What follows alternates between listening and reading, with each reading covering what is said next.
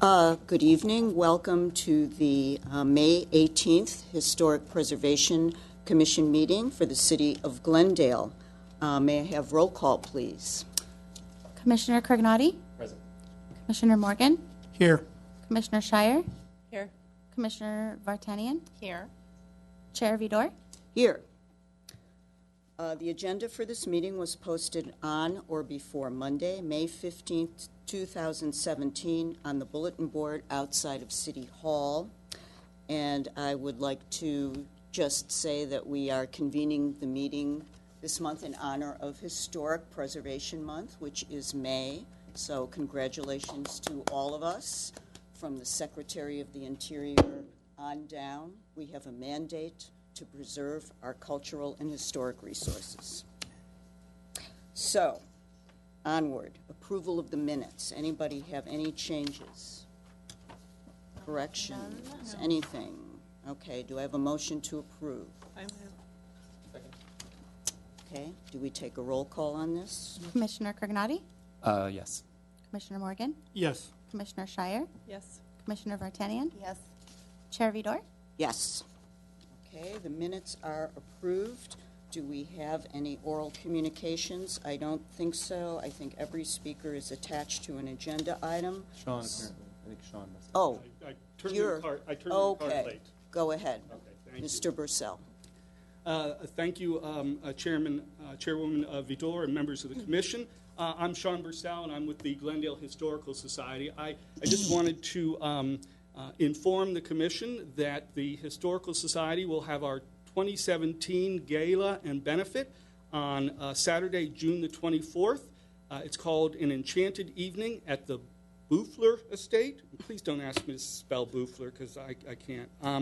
And it's going to be at a lovely 1927 Spanish colonial revival house. So attendees will be able to see the house as well as enjoy food and beverage. We're going to have live music. We're going to have a silent auction.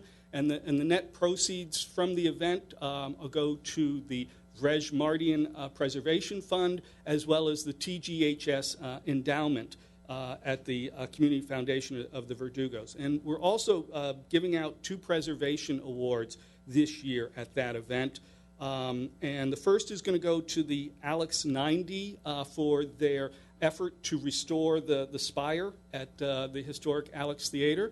And the other is the Carol Doherty Lifetime Achievement Award, which is going to none other than Chairwoman Vidor for her long service and commitment.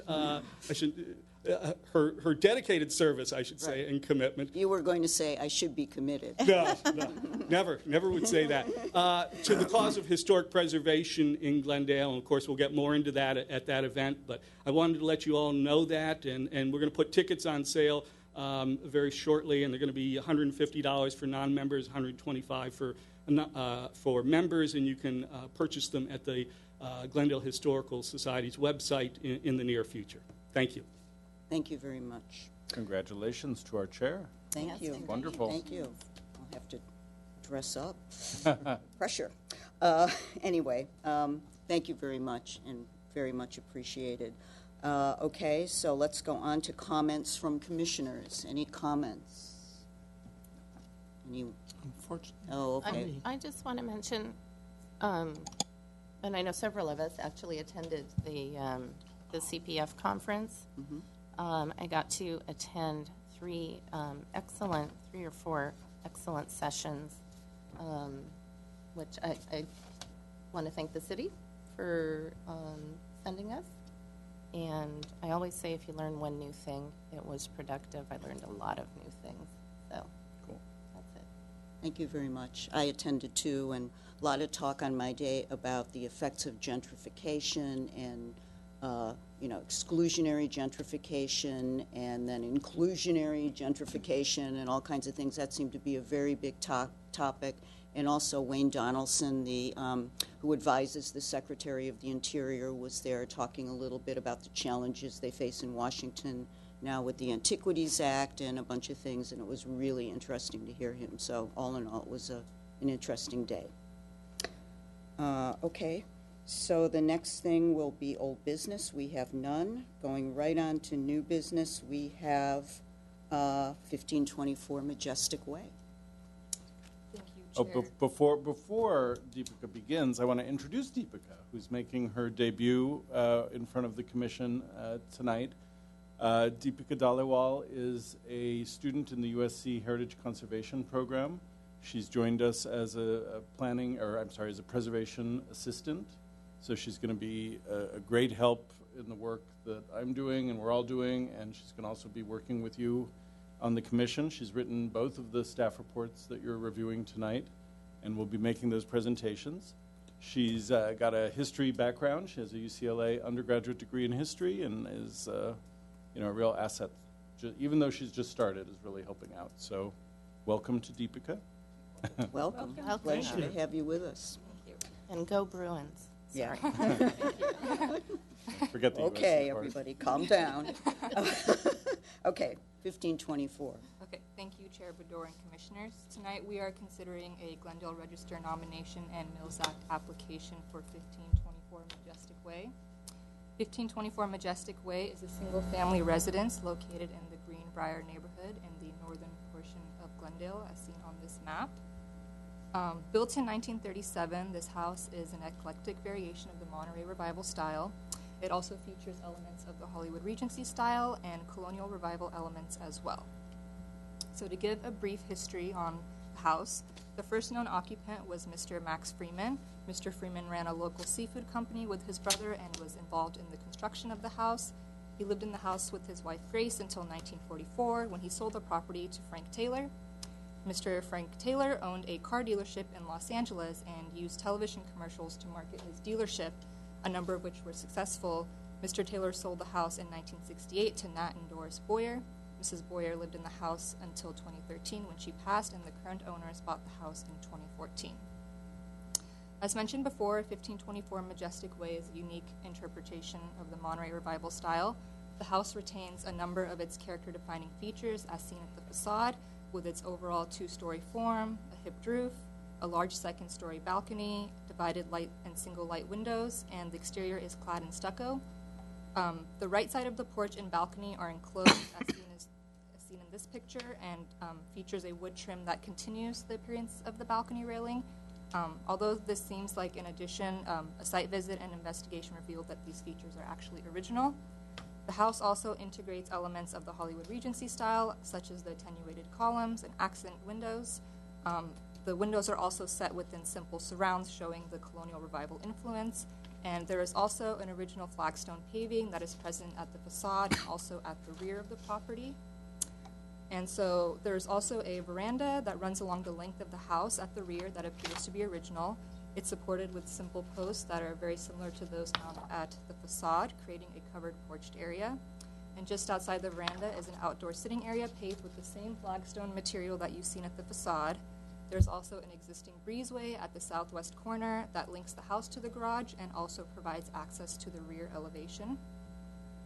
And moving on to alterations, the majority of the alterations and additions have been made at the rear of the house. The first of these was the addition of a pool in 1950 in the backyard, as seen in these pictures.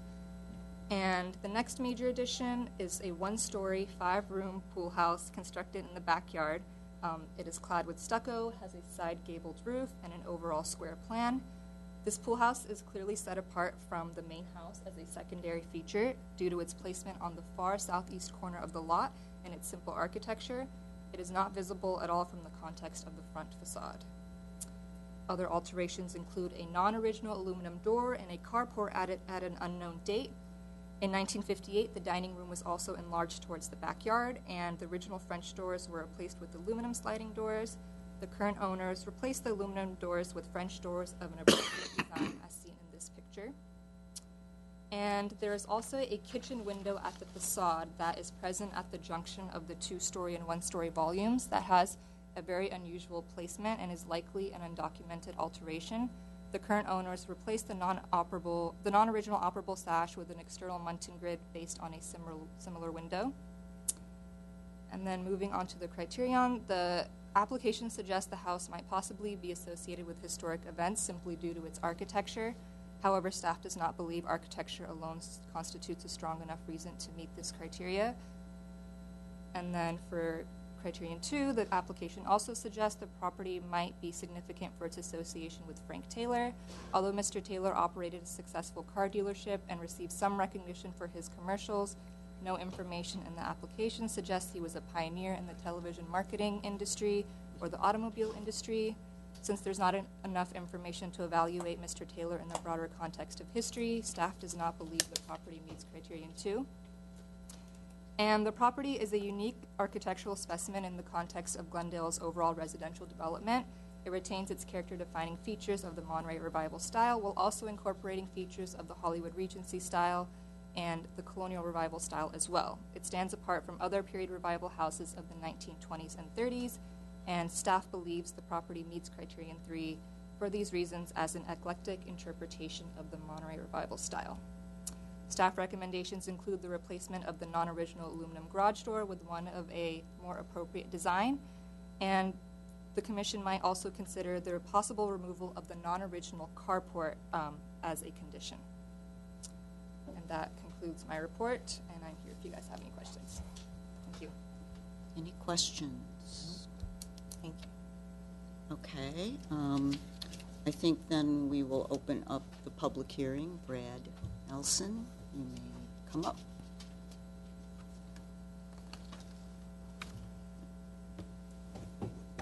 Hello, everybody. Thank you again for considering our application and for the time you spent this weekend on the walkthroughs. It's great meeting most of you. Michael, I'm sure we missed. It's quite all right. I went by. I know the property very well. Yeah, thank you. I didn't come with a huge prepared presentation. I did bring my historian, though. And I just wanted to say, more of what we talked about on the tours or the walkthroughs this weekend, that the house is, to us, is a very special house. When we saw it, we kind of fell in love with the attention to detail and the workmanship and the quality of construction and the historic nature of the house as well.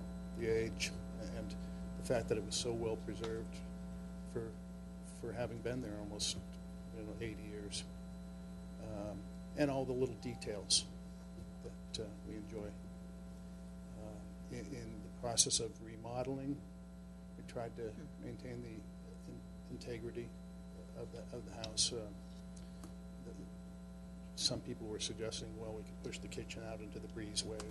We didn't want to do that. We didn't want to, take away that feature of the house. We like it. It's charming, and that's, I think, how we feel about, the whole package, the whole property. As far as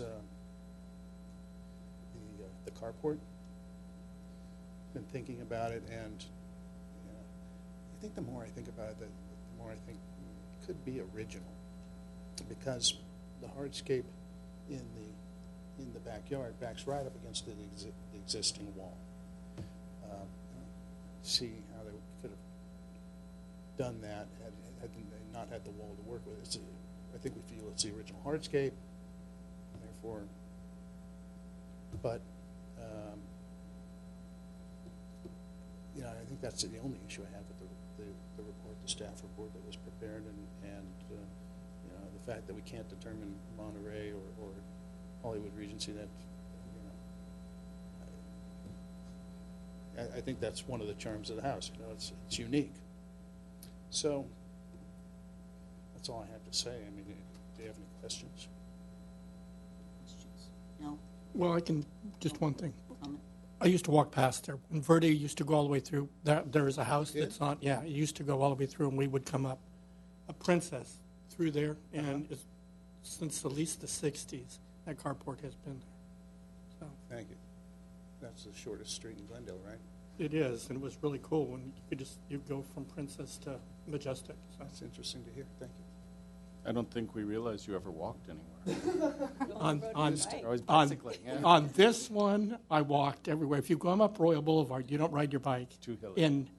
In 65, when I was in 8th grade, I was assigned a first grader, and I had to walk him from where the bus was at Royal and Mountain all the way up to the top of Royal Boulevard where his parents were. So I walked past your house, up and down for a year. So I know it Yeah. very well. We try to do that every morning. My wife's better at it than I. It's a good walk up Royal, let me tell you. Yeah, it is.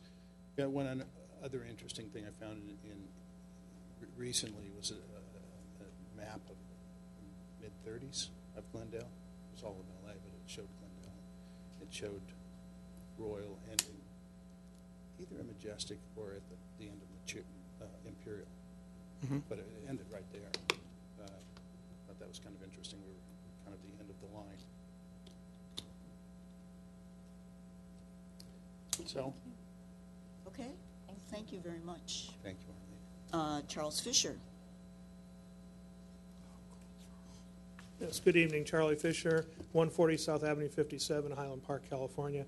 I was the consultant that wrote the nomination, and I know we had a little disagreement with Jay and I, who I've known for a long time, on the actual architectural style. I've dealt with a lot of Hollywood Regency, but I also know there's definitely the Monterey influence as well. The house is a really a good example of the 1930s hybrid construction that was going on at that time, and it's a beautiful, beautiful house. Carport, I couldn't be sure if it was an original feature or not. There was certainly no permit for installing it at any one time later, and I think that's really between you guys on the carport. But I know when I did the research on the house, I was actually, as about your age, I remember very well the advertisements of Frank Taylor for Frank Taylor Ford. I grew up watching those. And he was one of the early advertisers on television for automobiles. And a lot of these ads were actually live, and unfortunately, few have survived for that reason. But he kind of pioneered that area, and I really felt that he was an important part of the history. This was the reason I gave it the name Freeman Taylor Residence rather than just the Freeman Residence.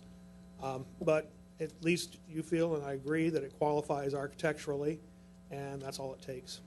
And thank you. Thank you. For the record, I'm closer to agreeing with you. We can accept the hybrid. So. Yeah, I met Jay a long time ago. Uh-oh. Well, when he was with the LA Conservancy. Well, I think that's it for the public hearing, so we'll close it. And then if we have to open it again to have more discussion with the audience, we will. And So- since Charlie mentioned that we've known each other, this is Charlie's first foray into Glendale, but he has written more nominations for properties in Los Angeles than anyone else. So he has kind of a long track record of doing this kind of work. So welcome to working in Glendale. You've been here before, though. I know that. You've been in Glendale. I used to come to the Public Services Building a lot for my former job, but it seems like a big hole not having it there. Well, I have a good memory on some things, and you were at a meeting in the year 2000 with me, several people from Glendale, and Nicole Posert. We called you in to try to tell us how to help us get a historic districting ordinance. That was the first meeting we had at the Boy Scout Center on Glenwood. You were there. I will say hi to Nicole. She's in Portland. Oh, wow, okay. Regards to Nicole. So, okay, so we'll close the public hearing and have a discussion or comments from the commissioners. So who would like to start? We'll start with Chris, since I'm looking at him. All right. Thank you, Nelsons and Charlie, for your efforts in bringing the house forward and for greeting us over the weekend. It's a lovely house. There's no question. I don't really see any issue with much at all. I think the recommendation from staff is good. The carport, you know, I don't have a whole lot of opinion about it, to be honest with you. So I'm going to kind of defer to what these guys have to say about it. But again, thank you very much. I think it's a great house. I think you guys have done a beautiful job with the bit of work that you've done, and I know you probably have a few more things you want to do. So hopefully, once this is granted, you'll be able to help kind of keep going with that. So thank you.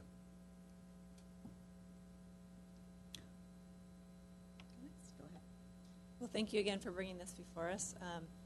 Yeah, it was a very it was very fun to see such an eclectic style, kind of a hybrid of the two styles that we've been talking about, and beautiful property, beautiful terrace, great outdoor space and views. It was very, very fun to see on such a beautiful day. So thank you for opening up your home, even on the day of a USC graduation party. We appreciate that. As far as the staff report, I agree with the staff report. For conditions, I definitely agree with replacing the garage door to get a little more in keeping with the style of the home. As far as the carport, I went back by the house, actually, because I needed to take a second look. And I believe that the house would definitely be improved with taking the carport down. To me, it doesn't seem original just because of the methodology of construction. There's a secondary wall built up against the garage wall. If it was original, you wouldn't have done that. It would have been attached, and there's kind of an interesting crack or crevice running through there. Why I feel that it would be best to be removed is because the house is so elegant, has such high craftsmanship, woodwork, just beauty. Then you have the addition to the rear, which is of a completely different era, completely different style, which we'll let kind of stand alone. But I feel that the carport is kind of an interesting migratory transition from an original to a different era addition, and it's really taking away from the beauty of the home. I think it would be set apart more to have that open space separating the addition and the house itself, and having some space view, just to even be able to see the beautiful trees, landscaping. Maybe you can add some landscaping or potted plants or something in that area. I understand it provides function, obviously, from the sun on your vehicle, but I think their property would just be set more apart, and it would be appropriate for the house, I think, to have that space. So that's my feeling about the carport. The other thing I noticed for condition was there's some external pool plumbing that I know you spoke about, doing in your work plan, getting to the pool at some point. I think, Jay, that should be a condition.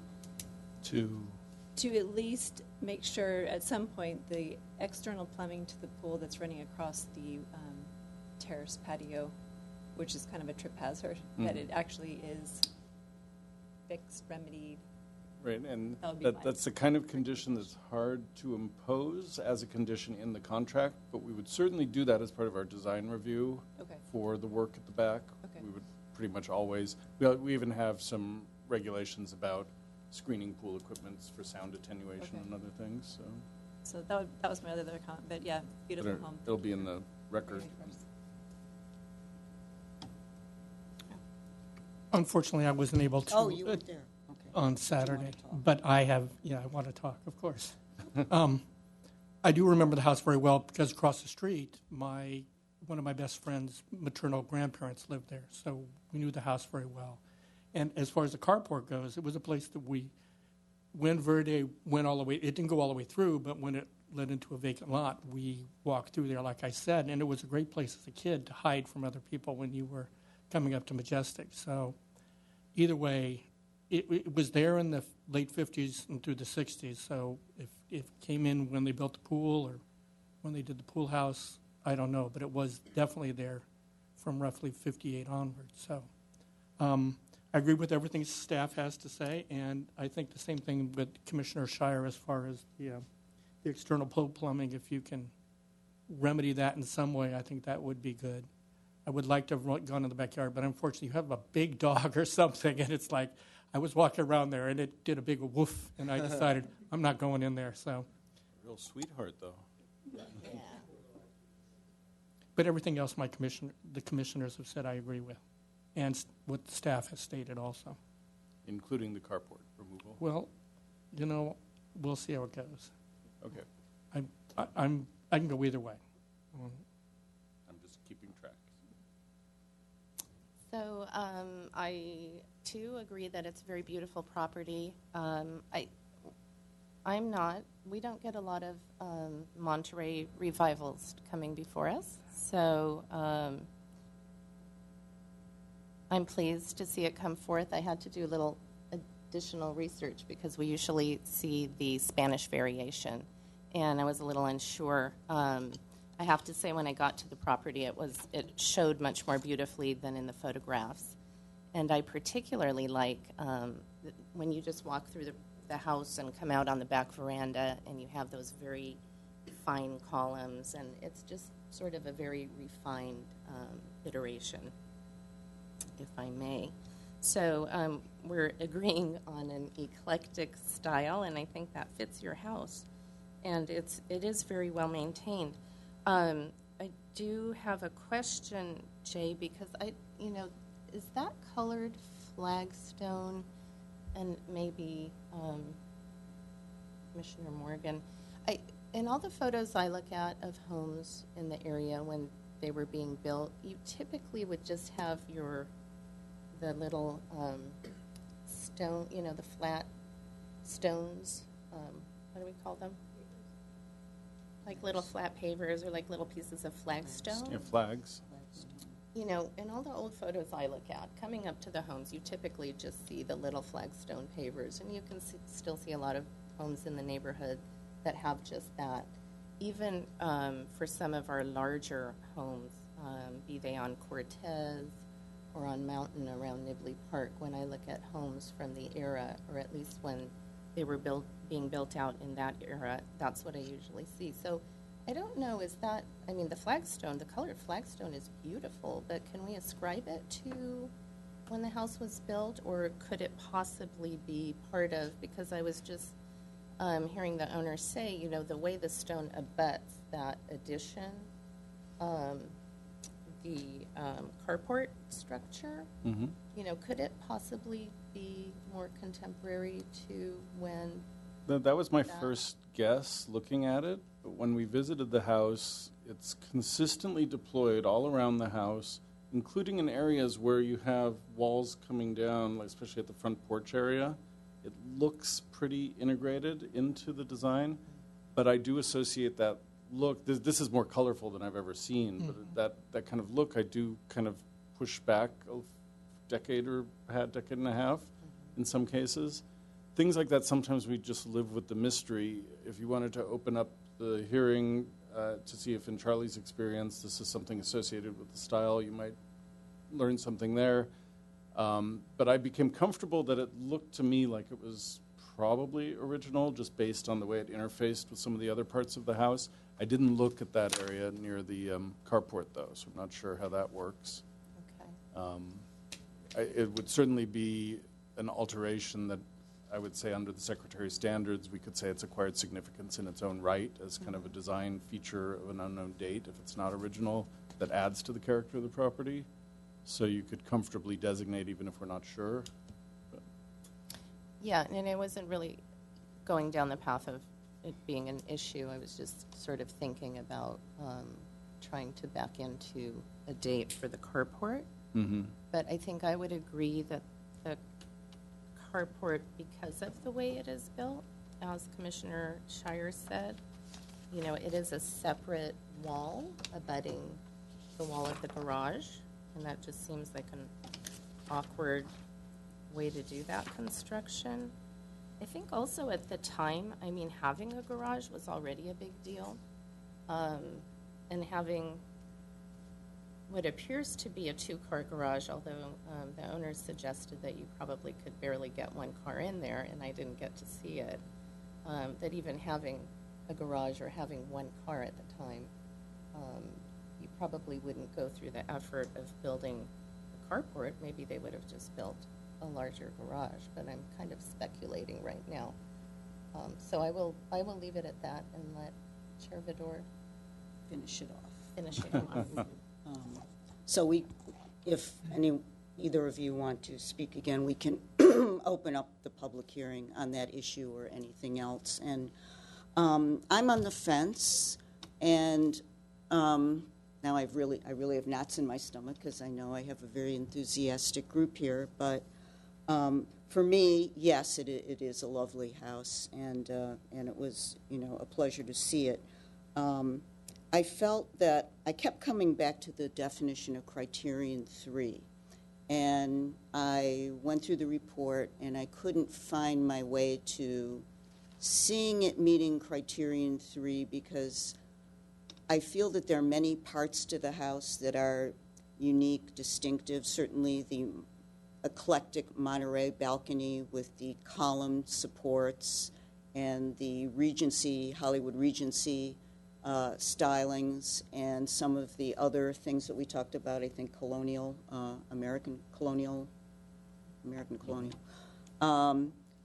But I guess I felt like the sum of the parts, doesn't always add up to a whole landmarkable. And for me, I couldn't really totally get there. I'm willing to have somebody argue with me about that if they want to, or continue to press the case, but I didn't see the house particularly meeting the criteria, and I felt the fact that there were, some debates about whether it was one style or another style may have tipped me over into thinking that way. And I realized that eclecticism, I understand that eclecticism is part of the whole milieu of our, Southern California architecture, but I don't necessarily think eclecticism is a reason for a house to be landmark worthy.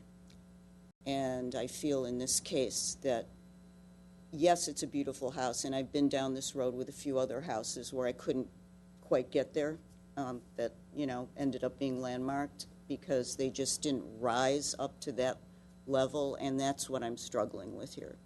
So I'm happy to hear from my fellow commissioners or open up the public hearing if somebody wants to speak with me, but I think what I think doesn't matter because we have a very enthusiastic group of people who are going to outnumber me anyway, but I needed to express my opinion, so. Oh, what you think does matter? Well, it does, yes, I know, I'm one of five, and we're all equal, but, I felt, okay, well, everybody feels a certain way. I did not, I didn't know what anybody else thought. We all discuss this within our own minds. I didn't talk with anybody about this, but I've been thinking about it and reviewing the report over and over and trying to find my way there, and I just couldn't. So that's my feeling, that this house does not rise to the level of landmarkable. And it's a beautiful, lovely house, and one among many in your neighborhood, and certainly that balcony is unique. Certainly the the support balcony is a lovely feature, and probably the defining feature of the house. But I didn't see it meeting criteria 3. And if I could just throw an idea in, Sure. And I'm not trying to sway you or anyone, It's okay. but just kind of a general thought about architectural style. Yeah. And this is going back to when I first started studying preservation in grad school. And the guy who ran our program made a big point that people get really hung up on styled names, and all to the point of creating style. They see something they've never seen before, and they say, "Oh, well, that's Tahitian pop," or some weird name. And so his idea was we really look at modes and how buildings and types change over time, and that's much more important. I've come away from that view to some degree because I do think style tells us a lot about tastes and period and helps us identify what the character features are that we're trying to protect as preservationists. But the fact that something is a hybrid or a mishmash, and I'm sure you know this, I just kind of want to put it out there. I do. Just to remind everyone that style alone isn't why we're designating, although the language of the ordinance does have that it's an outstanding or exemplary specimen of a style, and here we have a little trouble. So I think you just have to, or type, or yeah. period. Right. There's So a we have other lot ways of to do it, things there. but type and period, it's like type is 2-story single-family house. Period, we have 1 million houses from the 30s. So it's kind of, it's just a complicated calculus of trying to piece together all these things. But just the idea that hybrid and eclectic by itself, I sometimes tell people, well, eclectic's not a style, because some of our staff reports for DRB will have that. And I'm like, well, not really. But it does reflect how creative architects of the period were and how they could take a lot of pieces and put them together into kind of a unified, good-looking thing. So Duly Well, noted. Yeah? I appreciate your honest opinion, Vidor. Thanks. To be honest with you, I struggled with some of that. Maybe struggle is too strong a word. Evaluated that in my own kind of analysis of the property, because typically we're looking at an exemplary example of a Spanish revival style or of an English Tudor, and it's very specific, and it's easy to say, oh yeah, that rises to the level of the best in Glendale. And when it came to this one, because you can't quite define it because it's a hybrid, I really went off at criterion 3 where it says possesses high artistic values. And if you look at many of the different features, although put together in a very interesting and kind of unusual way, that we might not sign up for that style and say, okay, that's exactly what I want for my home. But I think, like Jay said, in that period, architects were taking a little bit of this, a little bit of that, and kind of figuring out who they were and what they wanted to build. And so that's what helped me get to this house. Like, wow, it is very unique. It may be the only one of this style we have in Glendale. So then, therefore, that made it a little more important, I think, to me to say, well, look, we should probably add this to our repertoire of architectural styles for Glendale. Because it's such, your analysis resulted in you thinking that it was such an artistic and creative use of the architectural mashup approach that it possesses high artistic value. Mm-hmm. I like that. Or whatever it's worth. I didn't find my way into that track, but now that you I'm not put trying it to that way. convince you either way, but that was Yeah. how I kind of, Yeah. arrived at my analysis of it too, thinking the same thing at 1st, Mm-hmm. like, wow, this is very interesting. How am I going to say this is Right. an exemplary example, Right, yes, yeah. But I want you to understand, I want everybody to understand that I'm appreciative of the creative eclecticism that the architecture in our area of the world takes on. And it's, it is fascinating. It is part of our history. So I'm still thinking, but Well, I agree with you on that. I struggle too. The way it sits on the lot, and it's just different than everything else. I mean, if you look at the history of Royal Boulevard, it's just entirely different than, and that's the only thing that won me over was it just is different. It's just, to put it, two things that kind of were odd for me, and maybe we should open the public hearing and come up, was that there's a lot going on in the house. You've got that Regency style, I think it was the window framing. Where was the Hollywood Regency expressing itself again? At the front porch and the little accent Yeah. windows. Right. And then you've got the unique half Monterey balcony. It's not running across the whole thing. It's not New England Monterey. It's not Spanish Monterey. It's not Monterey, Right. like the original Larkin house. It's like nothing we've ever seen before as a Monterey balcony. So, okay, there's that. And then you've got this flagstone, and there's a lot going on. So I guess if I was to change my mind, then suddenly the carport really becomes an issue for me. It's like, gotta go. Because there is, this is a really unique house, and part of its charm and beauty is all these different things that are happening with it that represent different architectural styles. So the carport is almost like a distraction. That's all I have to say. Do we need to open the public hearing again for any further comments? Well, Yeah. I would like to hear about the flagstone, Yeah. and I will just chime in and also say, it took me a little bit too.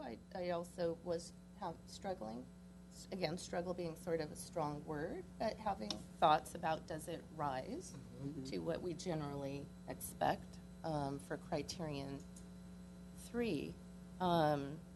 And I think we only have one other Monterey on our register right now, which is Ford House. I did go through today. And If you quickly- did, you know more than I do. Oh, So. I Funk did House. quickly. Funk House. No, not Funk House. Isn't Ford that a House. Monterey? I don't think so. And it's the Jacob B. Funk House, right? No, that's more. I think it's more Spanish. Yeah. Oh, okay, I might be thinking of it as another house. The house I'm picturing is a Yeah. Monterey. Even aside from the register, it's a pretty rare style in Glendale, but it's not a common Listed style as in most Monterey. parts of Los Angeles. but it's out there from the period. So. I think it's listed on our register as Spanish Revival. It didn't come up as a Monterey. Which one? On our register. The Funk House? Or The Funk House is yeah, I listed don't as think Spanish it's Revival. Monterey. Yeah. So anyways, I did go out on the internet and I did, start doing a little more research on the Monterey style. And as I mentioned when I first started talking, was that I do think we are more accustomed to seeing this Spanish variation, and this being more the American colonial variation. I did, if this helps, I did print off several pictures that helped me sort of back into, what we typically see as Spanish Monterey, and then sort of the more refined, which here is even more. I'm just learning about the Hollywood Regency style. I have no experience with the Hollywood Regency style. Sinatra land. Right. So I think it is probably I say unique, but not a common example for us here in Glendale. I do a lot of driving around, as I think most of us do, because we love looking at homes. And I don't think I've run across anything quite like it, at least not very often.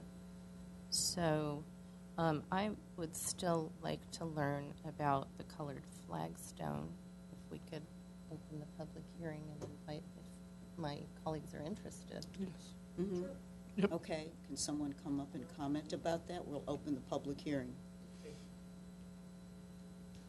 I don't have a lot to say about this particular flagstone, except flagstone was starting to come into use in the late 1930s. It was very popular up through the 50s, kind of faded in popularity by the early 60s.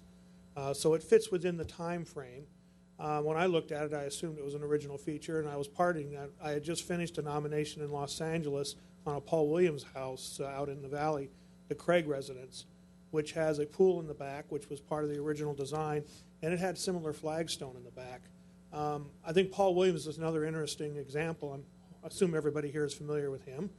I think he did a few houses here in Glendale. Yes. Paul Williams' designs in many cases are somewhat eclectic.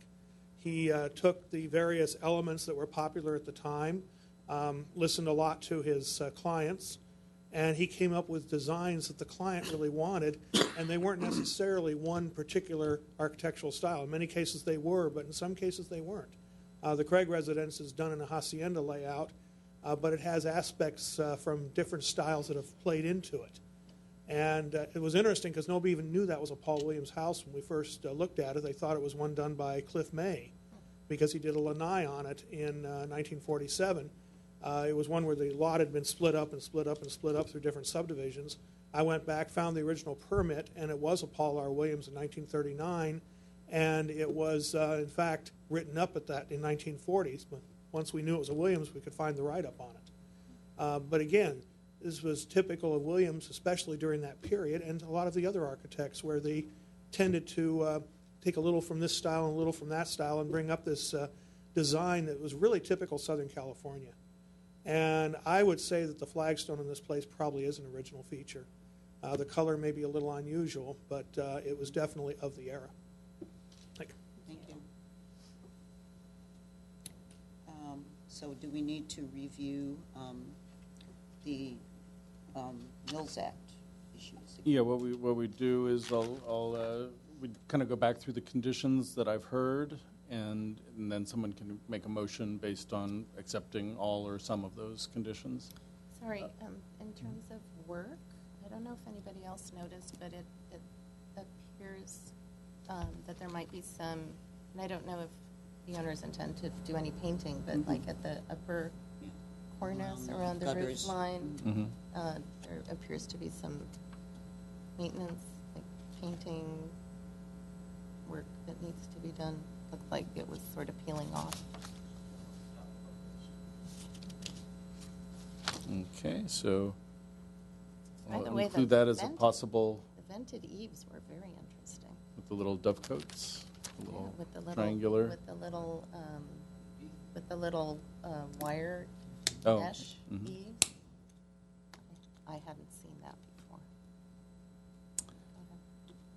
All right, so we have, I heard at least, well, let's start with the garage door. It seems there's consensus that the garage door be replaced. The owner has suggested that they're going to be painting anyways, and I noticed some on the wood on the apparently enclosed parts of the balcony could use some paint there. So you could put a condition in to have the house painted, particularly at the woodwork. Mm-hmm. We have a possible condition to remove the carport. I've heard from, I believe, a majority, but we'll see how the vote on the motion goes, if that is part of the motion. And then the condition about the pool equipment, I think is, as I said, difficult to make a condition for work we don't know when it's going to happen, but I think that will naturally be taken care of in any future work. So hopefully we can be comfortable with that. So is there Are we a ready to motion? make a motion? Yeah, anyone, if there's a motion? I'll make a motion. I'd like to move that we recommend to City Council that the property at 1524 Majestic Way be called the Freeman House after its initial occupants and be designated as a historic register property, as well as be granted the Mills Act based on the following conditions that staff has read, including the removal of the carport. I second. Second. Okay. And Commissioner Morgan? I'll go along with the removal of the carport. If this is going to be on the Glendale Register, the carport tends to be a little tacky. So even though it probably has been there at least since the mid-50s that I know of. So I take that as a yes. yes. Commissioner Crignani? I'll go with yes. Yes. Commissioner Vartanian? Yes. Commissioner Shire? Yes. Chair Vidor? Yes. 5-0 to approve with conditions. Mills Act conditions and Glendale Register. Congratulations. Wow. You're the first house to get applause.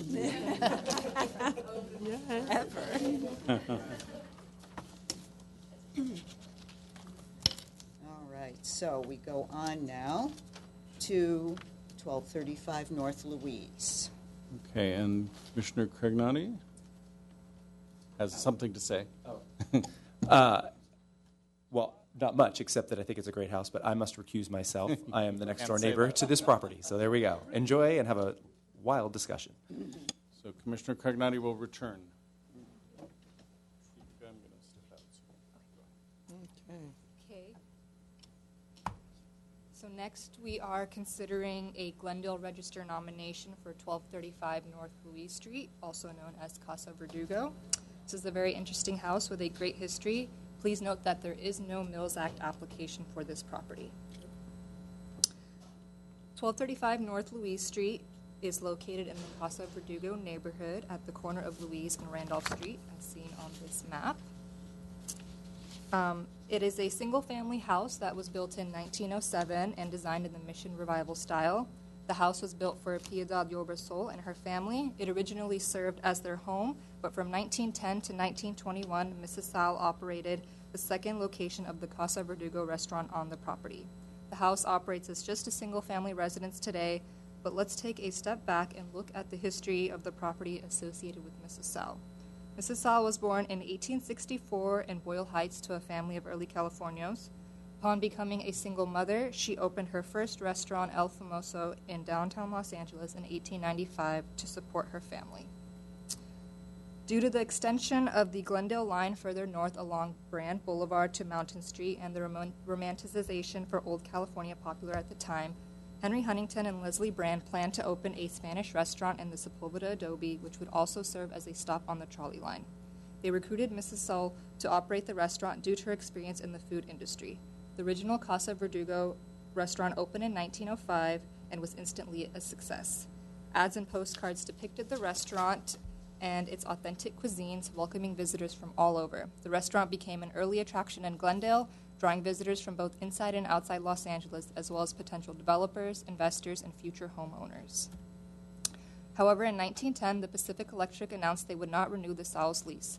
Although there is speculation about the reasons behind this, the reason is not known for sure. Upon the end of their lease, the Salles reopened the restaurant in their home at 1235 North Louise Street, which subsequently became the second location of the Casa Verdugo restaurant as seen in this postcard. The new location of the Casa Verdugo restaurant at 1235 North Louise Street was immediately a success, and it continued to serve as an early tourist attraction and drew in newcomers to Glendale who had heard of the famous Casa Verdugo restaurant. Advertisements for the restaurant made it clear that it was no longer affiliated with the railroad. Mrs. Saul operated the Casa Verdugo restaurant in her home from 1910 to 1921. In 1916, the property was sold to the Meyer Brewing Company, but Mrs. Saul continued to operate the restaurant. In 1921, the property was sold to the Baldwin sisters, who were school teachers involved in real estate. The sisters actually acquired both the property at 1235 North Louise Street and the original Casa Verdugo property, then known as La Ramada, on the same day. A number of subsequent residents lived at the house. One resident of interest was Johnston McCulley, who was a writer who created the famous film and television character Zorro. He lived at Casa Verdugo from 1939 to 1940. As mentioned before, 1235 North Louise Street is designed in the Mission Revival style. The house has an overall horizontal emphasis due to its low height and one-story volume. It also has a U-shaped plan with a symmetrical facade and a cross-gabled roof. The roof has wide overhanging eaves and rafter tails that are exposed. Mission parapets are also present on the facade and other elevations. The entire exterior is clad in stucco. Visor roofs composed of clay tile are present at the facade and the north elevation. Attic vents are set within the quatrefoil pattern of the Mission parapet, and there is also an arcaded porch that spans the full width of the facade. The main entrance to the house is recessed underneath the arcaded porch, where a large door with divided lights leads into the house, as seen here.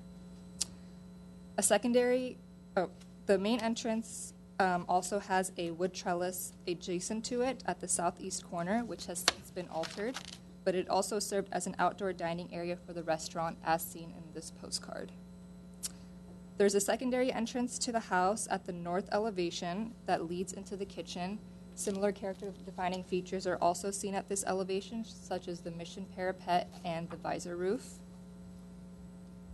And a number of alterations have been made to this house for which there are no permits, but these changes can be confirmed when you compare current pictures to old postcards that depict the house. This particular postcard shows that the picture window now at the northeast corner of the house was originally two separate windows located in the red room. The central courtyard was also enclosed with a flat roof in the 1950s and later replaced with the high-pitched gabled roof and clear-story windows in 1991. And wrought iron gates that were originally at the end of the courtyard have also been replaced with French doors. A covered walkway has also been added to the rear elevation. The original garage was designed by local architect Alfred Priest in 1912. It has since been demolished and replaced with a combined garage and guest house that was built around the 1990s. The guest house had a deck and trellis added to it in 1997, and the covered walkway spans the length of from the courtyard to the entrance of the guest house. For the reasons discussed in this staff report and presentation, staff believes the property meets Criterion 1 due to its contributions to the cultural, economic, and social heritage of Glendale and the Southern California region. As one of the first successful Spanish restaurants in Southern California and one of the first tourist attractions in Glendale, the property has made contributions to the development of the city, the hospitality industry, and tourism. The property also meets the eligibility criteria for Criterion 2 due to its association with Piedad de Orbasal, who was the original occupant of 1235 North Louise Street and the Casa Verdugo restaurant operated on the property. Mrs. Sal influenced the cultural trends and food industry of Glendale and Southern California through her Casa Verdugo restaurants. She operated a total of 6 restaurants in addition to El Famoso, making her a pioneer in the restaurant industry. Her efforts created one of the first tourist attractions in Glendale and contributed to the development of the city, tourism, and the hospitality industry. 1235 North Louise Street is also an excellent example of Mission Revival architecture. Despite alterations made primarily to the rear of the property, the house retains its character-defining features, such as the Mission parapets, smooth stucco walls, the arcaded porch, visor roofs, and its overall horizontal emphasis. It conveys the period of significance when it served as the Casa Verdugo restaurant operated by Mrs. Sull. For these reasons, the property meets criterion 3. The application also suggests the property might be significant under criterion 5, but staff does not believe it meets this criteria. Jay can further explain this. And that concludes my report, and I am here if you have any questions. Thank you. Do you want me to explain that? Mm-hmm. Okay. So several years ago, we revised the historic preservation ordinance. Back in the day, from the time we first had the ordinance, there were 7 designation criteria, including one that's very similar to the current criterion 5. We revised the ordinance backwards to kind of closely conform to the National Register and California Register criteria for designation, which typically include the 4 standards, the significance for events, people, architecture, or archaeological resources, or future research interest. When we started hearing from the community that there was a lot of concern about the loss of craftsman houses, we were kind of troubled because a lot of the houses that were being lost, we couldn't make a finding that it was significant architecturally, and in almost every case, we couldn't find any significant events or people associated with those houses. So we decided to add a criterion that the city policy is that we consider it to be an incentive criterion. We use that and haven't invoked it to date. I think we may have been loose once before and allowed it just for an older property. What we're trying to avoid is just saying older properties in and of that just due to the fact that they're old and exemplify in some way an early aspect of how people lived in Glendale. We don't think that alone is enough to be designated. So as an incentive criterion, we thought if we give people the opportunity so if you were an owner of a craftsman house and you were in a multifamily zone and you had the potential to tear that down and increase your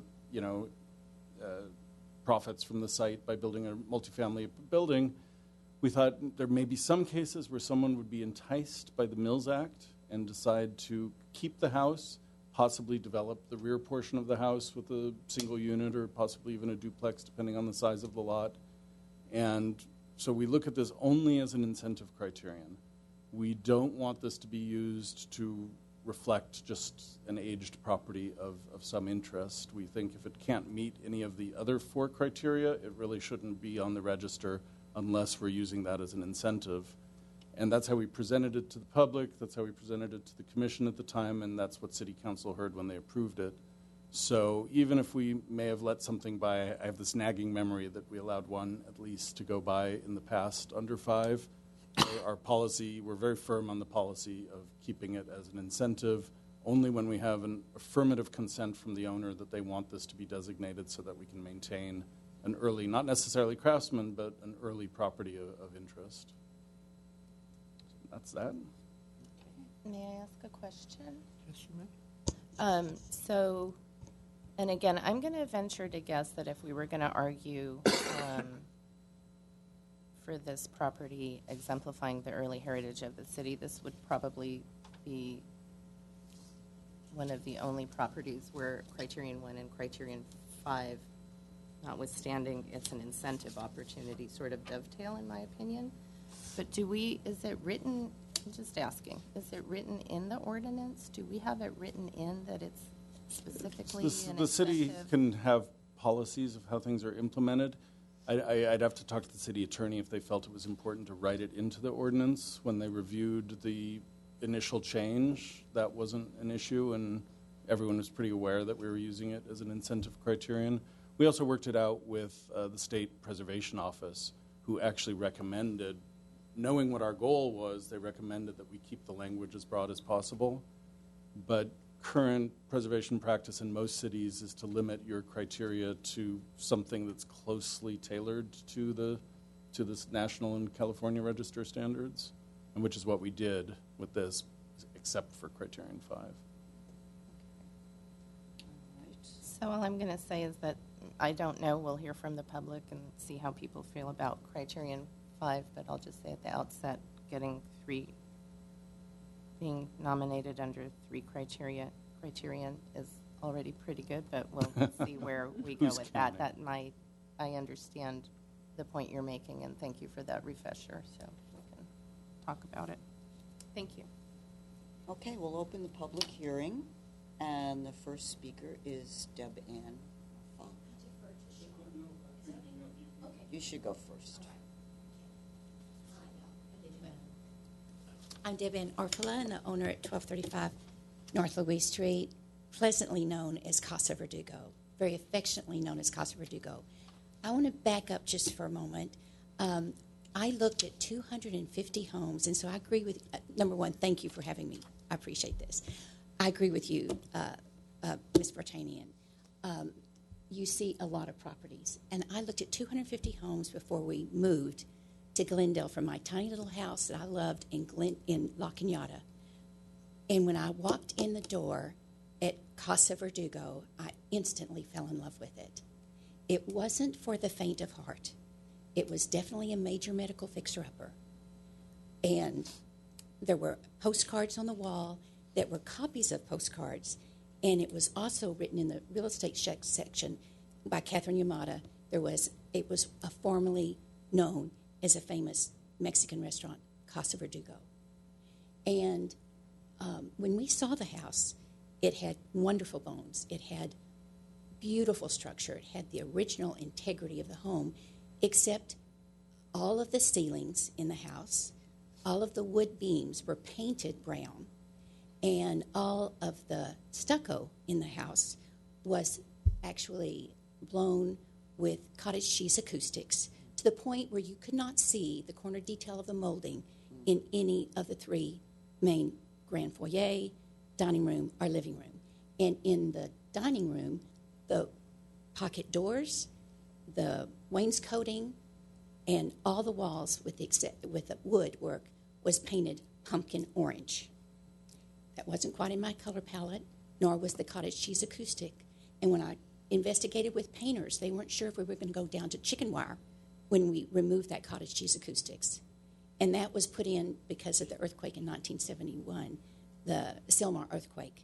And that's at also the same time that the fireplace fell. But I have lovingly restored this home, and at great lengths to maintain the integrity of this house. Before we could even move in, we had to cut waist-high weeds. We asked the current owner to please water that beautiful lemon tree that still is there and is existing in the postcards from 1910 when those pictures were taken. It was built in 1907.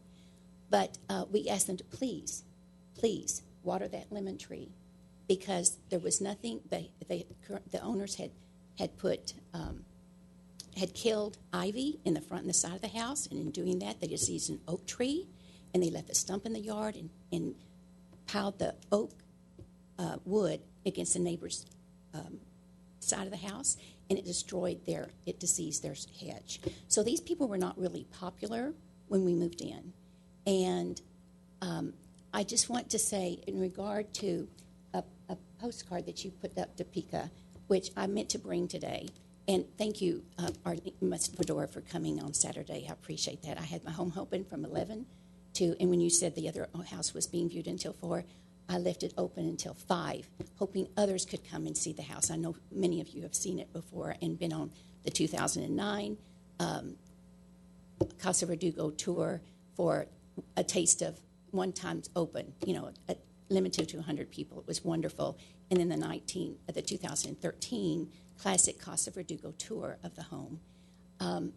And I invited Ms. Fedora into my bedroom, which I understand in the past, the bedroom, although it's not photographed in any of the pictures of the red room, the Indian room, or the green room, it was at that time during the Casa Verdugo days, was actually the post office where people could buy postcards there and have them marked with the Casa Verdugo California stamp.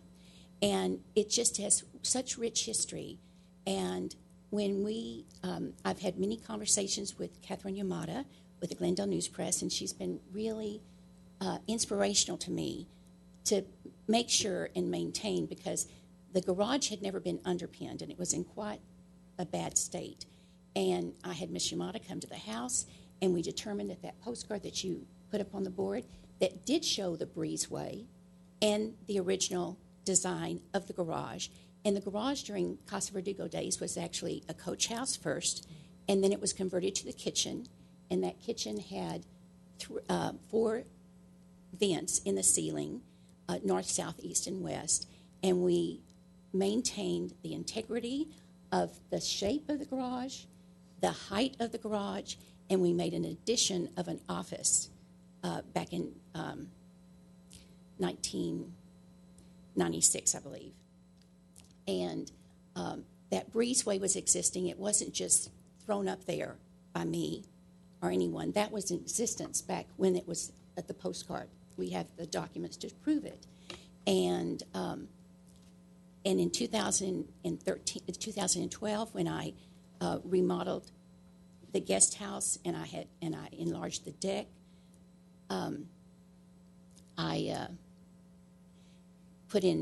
I actually paid for solar panels because my utilities are quite high. But in keeping with the integrity of the home, I installed the solar panels on actually a place where they don't do any effectively. I didn't want it to be exposed from the street, and so they effectively do no good. But I've paid for them, so that's nice. And also the parapet at the end of the room, there were 4 of the mission emblems on all sides of the house.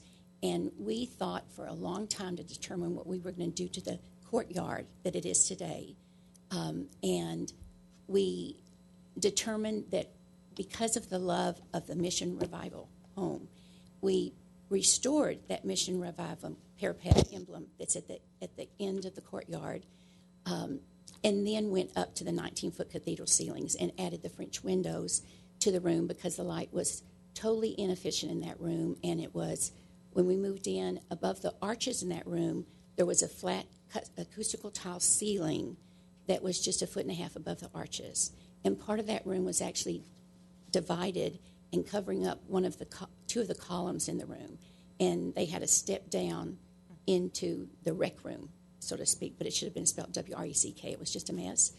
And we put in the Super Saltillo pavers, and we just really lovingly have, in every turn of the key, tried to make it as historic as possible. We put in, when we redid the garage, we put in a loft bedroom over where the existing garage is, and we kept it the same height as was in the original unpinned structure. As a result, anyone that goes in the loft bedroom, I'm thinking about putting a little ducky on the roof, rubber ducky, to remind people to duck so they don't knock their head whenever they go into that structure. So I have maintained the integrity and the height, everything. And I brought some postcards, but y'all saw some beautiful postcards of it. And I just appreciate so much what you're saying.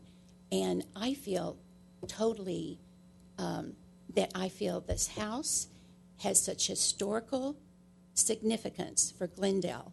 I mean, it was the first tourist attraction, basically, in Glendale that still exists today, I mean, as a structure.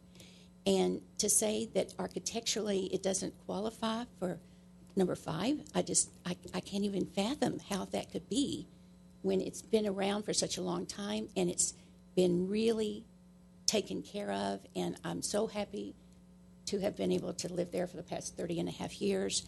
And I love the house. And thank you for your time. Very much. Thank you for everything you have done to be a great steward for the house. Next speaker is Robin Fogg. Yay. My kids are so happy you got our name right, by the way. I got a big apologize nudge. again. She said, "Fi." What else could it be? Right? I'm Robin Fi with the Casa Verdugo Historic District Committee, and this house is wildly important to us. Our neighborhood surrounds the house, and it's crucial to us, to our neighborhood, to our community, to our district. It would be a really sad Casa Verdugo Historic District without Casa Verdugo. The little design on the front is even our logo on our letterhead. It's a very important home to us. And when we had our first meeting last year, Sean Brissell with the Historical Society mentioned that it's not on the register. And we all giggled because we kind of thought he was kidding because it was so ludicrous. And then we realized he wasn't kidding and we stopped giggling. So huge thanks to him for putting together the nomination packet for this. That was not a small thing. And even bigger thanks to Deb Ann for taking such extraordinary care with it, because it's largely intact and it will be so, hopefully, for generations to come, for people to see it, enjoy it, and learn from it, because it's not just crucial to us, it was crucial to the history of Glendale. In the last hearing, we talked about the importance of acknowledging the people and things that encouraged people to come to Glendale in the first place, made them want to come here and build homes and a community. And the Casa Verdugo restaurant's sole purpose was bringing people here. And the railroad actually had a whole ad campaign dedicated to urging people to come down not Mexico Way, what is it? Glendale Way, that's right. That's a song, Come Down Mexico Way, to come up Glendale Way. And it's a hugely important structure and person in the history of Glendale, which is why we do hope that staff and the commission will reconsider putting it under Criterion 5, because we think the house perfectly exemplifies the early heritage of Glendale. But something tells me Mr. Brissell will be speaking further on that issue, so I'll just set that aside for now and end by respectfully urging you to approve this nomination so we can get this on the register already. Thank you very much. Thank you. Next is Catherine Yurka. Good evening, everyone. I'm Catherine Yurka, and I'm here on behalf of the Glendale Historical Society. The one thing I remember from my first board meeting, which was almost 4 years ago, and it was before I could even vote as a board member, was our discussion about how much we wanted to see Casa Verdugo on the Glendale Register. And at some point, we approached Deb Ann about nominating it, and we were just thrilled that she was willing to do it. This is the first nomination that the Glendale Historical Society has submitted. I was given a list of people to thank for their work on this, but there's really one primary person to thank apart from Deb Ann, and that's Sean. Sean Brissell, really, this was just his vision and his passion. Apart perhaps from the Brand Library, it would be hard to find, I think, a more important house in Glendale. It's a rare mission revival style by Charles Shattuck, a Glendale resident who designed many significant houses that are designated historic landmarks in Glendale and Los Angeles, as well as the Pirati House and Garden in Fullerton, which is on the National Register. Many of his Glendale buildings have been demolished, so we think it particularly appropriate that it be preserved and his significance acknowledged. Casa Verdugo is also obviously significant to the social and cultural history of Glendale as a nationally regarded restaurant that reminds us that Rick Caruso did not invent the experience economy, for its close association with the streetcar line that opened up Glendale to development, and as the centerpiece of one of Glendale's oldest and most historic neighborhoods. I did want to address the issue about Criterion 5, which I hadn't planned to do. We've heard a lot of actually conflicting things about Criterion 5 over the years. At some point, it was an incentive, but then also it was something that could only be used along with other other criteria. So my sense is that what the city doesn't want is people like the Glendale Historical Society saying this is eligible for the Glendale Register because of Criterion 5 alone. That is not the case that anyone is making here. And the language regarding Criterion 5 as an incentive is nowhere in the Historic Preservation Ordinance. I suggest that Casa Verdugo is not just any old property, that it really is enormously significant as an exemplary residence and restaurant from the early history of Glendale. But regardless, we look forward to adding this extraordinary property to the Glendale Register, and we thank you for your consideration. Thank you very much. Sean. Thank you, and good afternoon again, Chairman Vidor and members of the Commission. Since my name has been invoked by every speaker preceding me, I thought I'd better get up here and say a few things. I'm I'm Sean Bursell, and my wife Heather and I live at 1213 North Maryland Avenue, just around the corner from 1235 North Louise. And I'm here today on behalf of the Casa Verdugo Historic District to encourage you to designate the property under Criterion 5 as well as 1, 2, and 3. But before getting into that, let me say a deep, deep thank you to Deb Ann Orfalia on behalf of your neighbors and indeed all the residents of Glendale. You have done Piedad Yorba Sol proud as the current caretaker of the property of Casa Verdugo. And I also have to acknowledge Tori, your daughter here, because I know she's been at your side through all of that. And I also do want to just correct something Ms. Fye said. I did not prepare the nomination packet. Ms. Yurka did, and I did obviously maybe suggest a few things. But also there were others whose prior research we built on, including Chairwoman Vador's, John Licasio, and Greg Grammer. And I think, and there's a whole bunch of other people that should be acknowledged, but I think those are the main ones. As Ms. Fye noted, the Casa Verdugo Historic District Committee strongly disagrees with the conclusion in the staff report that the property is not eligible under Criterion 5. Frankly, you'd be hard-pressed to find a property that's not currently on the Glendale Register that exemplifies the early heritage of Glendale more than this house does. And if Criterion 5 means anything, it means this house. Now, the Casa Verdugo neighborhood is one of the oldest and most historic in Glendale. In the first 2 decades of the 20th century, the Glendale area consisted of 3 separate communities: Glendale, Tropico, and Casa Verdugo. And I'm looking at Commissioner Morgan because he handed me the 1909 guide to Glendale, Tropico, and Casa Verdugo. And West Glendale. And yes, and North and West Glendale. So, but those were the 3 major communities. And Casa Verdugo, the neighborhood, grew in conjunction with, but apart from Glendale. It had its own commercial district, its own school, and its own post office.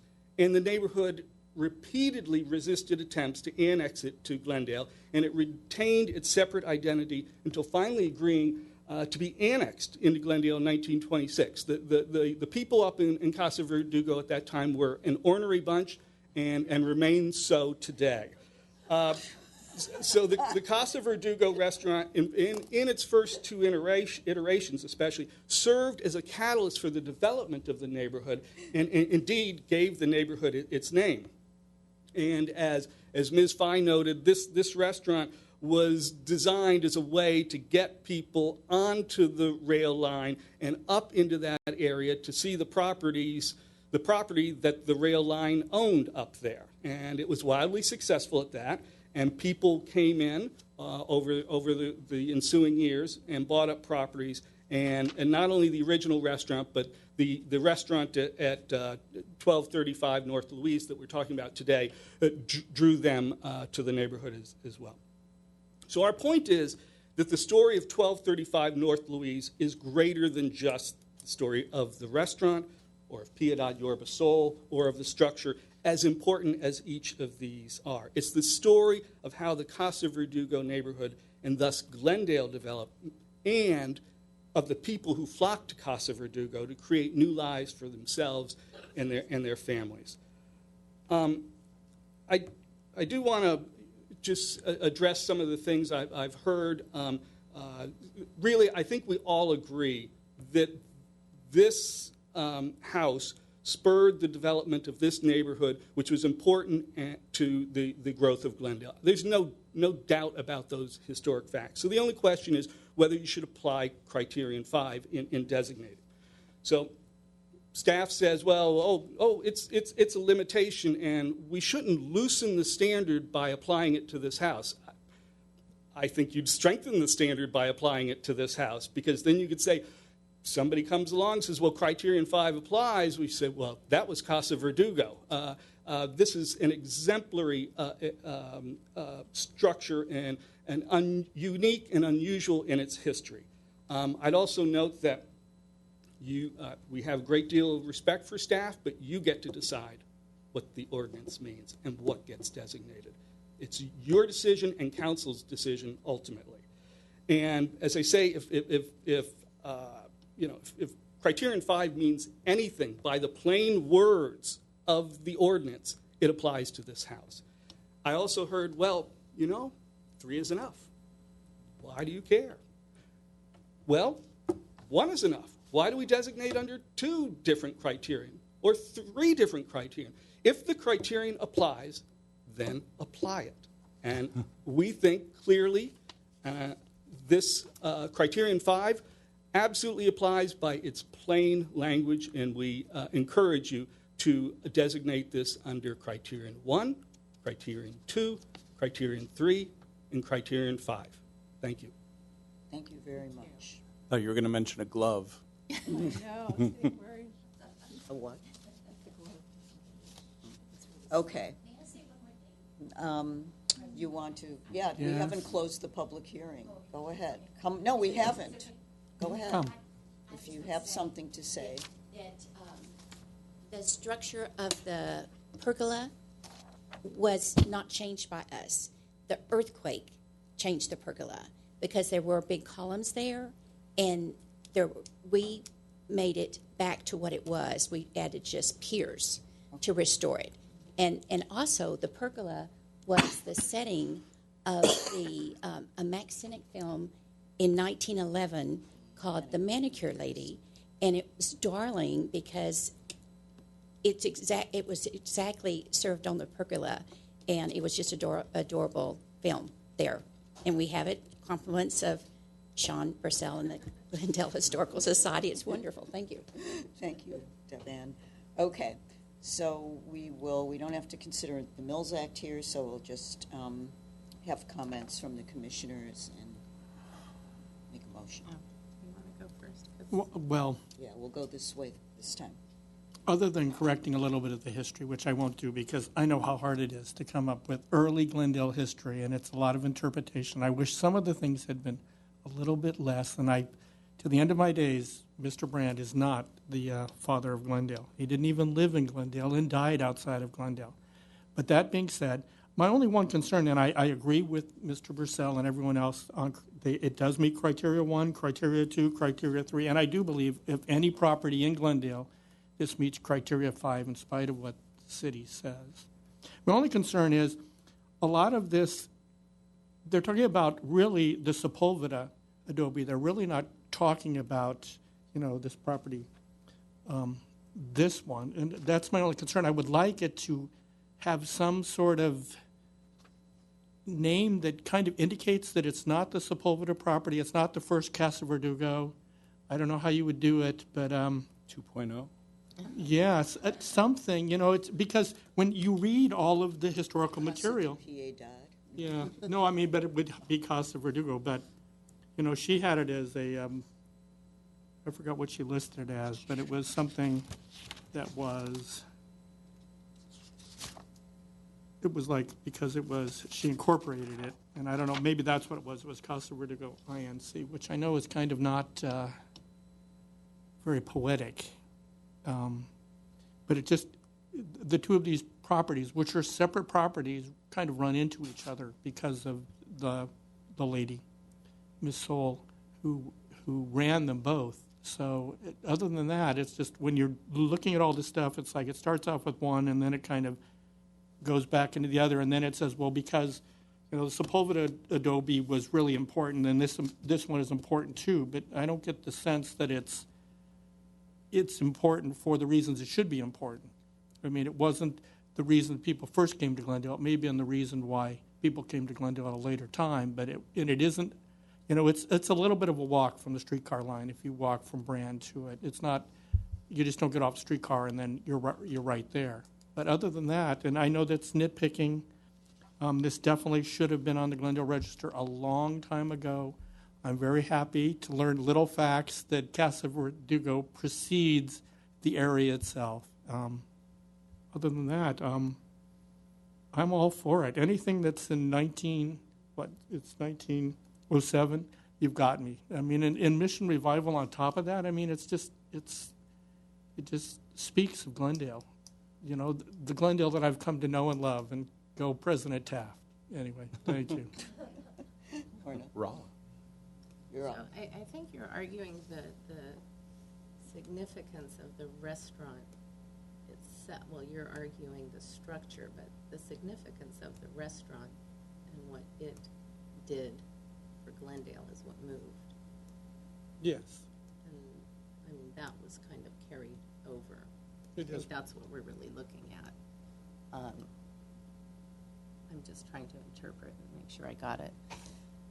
Can you elaborate on that? Well, I think Commissioner Morgan was arguing that the Sepulveda Adobe is where the first restaurant was actually located in that building. And so that there's some confusion when we talk about the Casa Verdugo because we're talking about this structure. But it's not really, I mean, I think that structure still was important when the restaurant was moved. Well, it became La Ramada and stayed until 1921. Right. I mean, you're kind of splitting hairs as Yeah, far we're as this is splitting very hairs. important in its own way. It's just that when you say Casa Verdugo, and for people that don't realize it, they may confuse the two. And I wish there was some way to make it so that they understand this wasn't the Sepulveda Adobe. This is an entirely different restaurant that came in after she basically was kicked out. So. Well, that's all part of the story, and it's in the application. So it's all documented. We'll call it the Casa Verdugo and let the historians duke it out. Believe me, we do. History's written by the victors. So. There you go. Oh, there's okay. Yeah, I mean, what can we say? I agree. I mean, I know so many people in the community, myself included, have waited so many years to see this application come forth and to see this designation. So clearly, the home, we can make the findings under 1, 2, 3. You know, when we look at 5, I understand the argument. I mean, Jay, I understand the intent, and the intent isn't what we're going to be, you know, if we apply criterion 5 here, it doesn't meet the stated intent, but if I just clearly look at the language that says the proposed historic resource exemplifies the early heritage of the city, I can't argue with that. So I think it boils down to language, and I don't know how my colleagues feel. Again, at some level, if that's our stated intent, but it's nicer to have for criterion, and it is. It's nice to be able to say, you know, it was designated under 4 different criteria. So I'll wait to hear what others have to say on that. I think, okay with it. What else did I want to say? I guess the only other thing I just wanted to mention is I do believe that if Piedad were to, there have been changes to the home over time, but I think if she were to walk through the neighborhood today and walk past that house, she would recognize it. It's still recognizable. So under criterion 3, you know, I think it does apply. So, you know, and I also wanted to say, I know a lot of people worked on the research, but Sean, I can't imagine we would know a quarter of what we know about the history of this area or this home if it weren't for you. I think I know you take a personal, you have a personal passion for your neighborhood and for this history, and I just thank you for doing all that work and sharing it with the community. Thank you. It's been a pleasure. I know it has. Those are my comments. Thank you. Well, thank you for all the work that's been done to bring this before us today. Obviously, there's very rich history with this property, and it's a very important property to Glendale. Before I say too much, I have some questions for staff. My questions revolve around some of the architectural changes. So as we considered under our criterion 3 for architecture, there have been substantial changes to the property. For instance, the enclosure of a very important courtyard for this style of architecture. And windows, added that, aren't really in keeping with the style. And some of those changes, how are we looking kind of past all that to the migration of this, and is it just important enough because the architect and the history and it's somewhat recognizable, obviously, from the street, that we're just looking past that, or what's staff's opinion on that? Well, I wouldn't say looking past it. You're considering that, and you're Yeah. putting that into what you're thinking about here.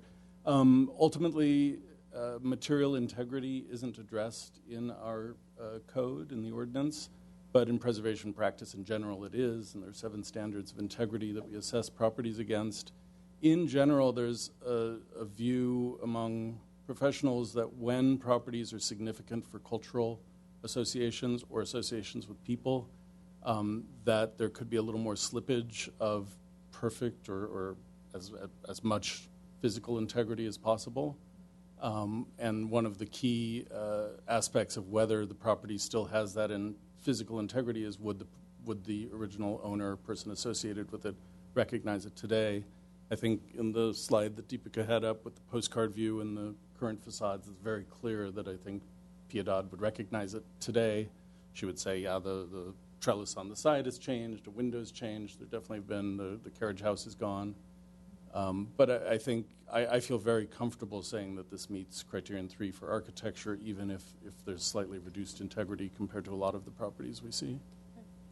And then it appears in the staff report or should I say in the nomination that the garage and the guest house maybe is unpermitted.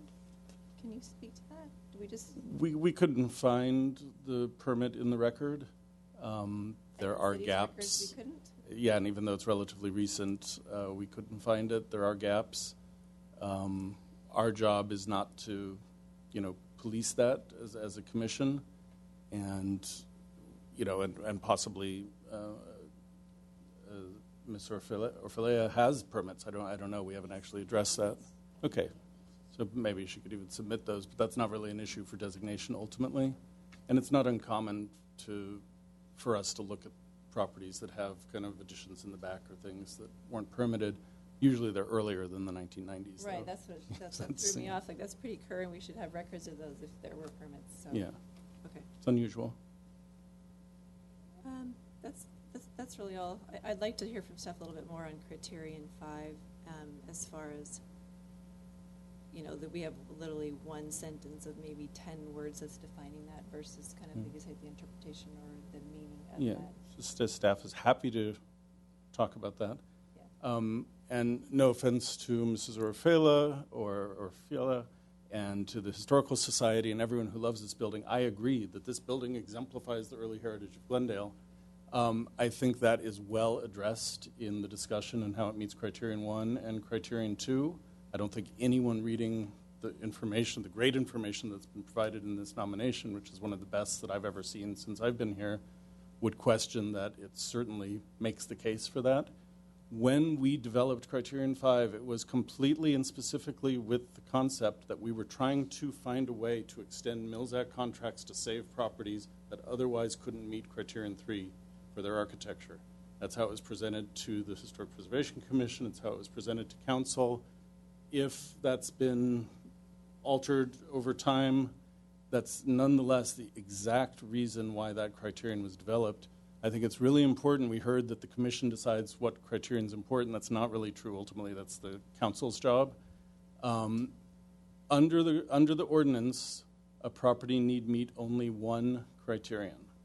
So if we're saying that we could meet, if we meet others, then we can include 5, but if 5 is the only one, then we're not going to include it. I think that's a backwards way of looking at this.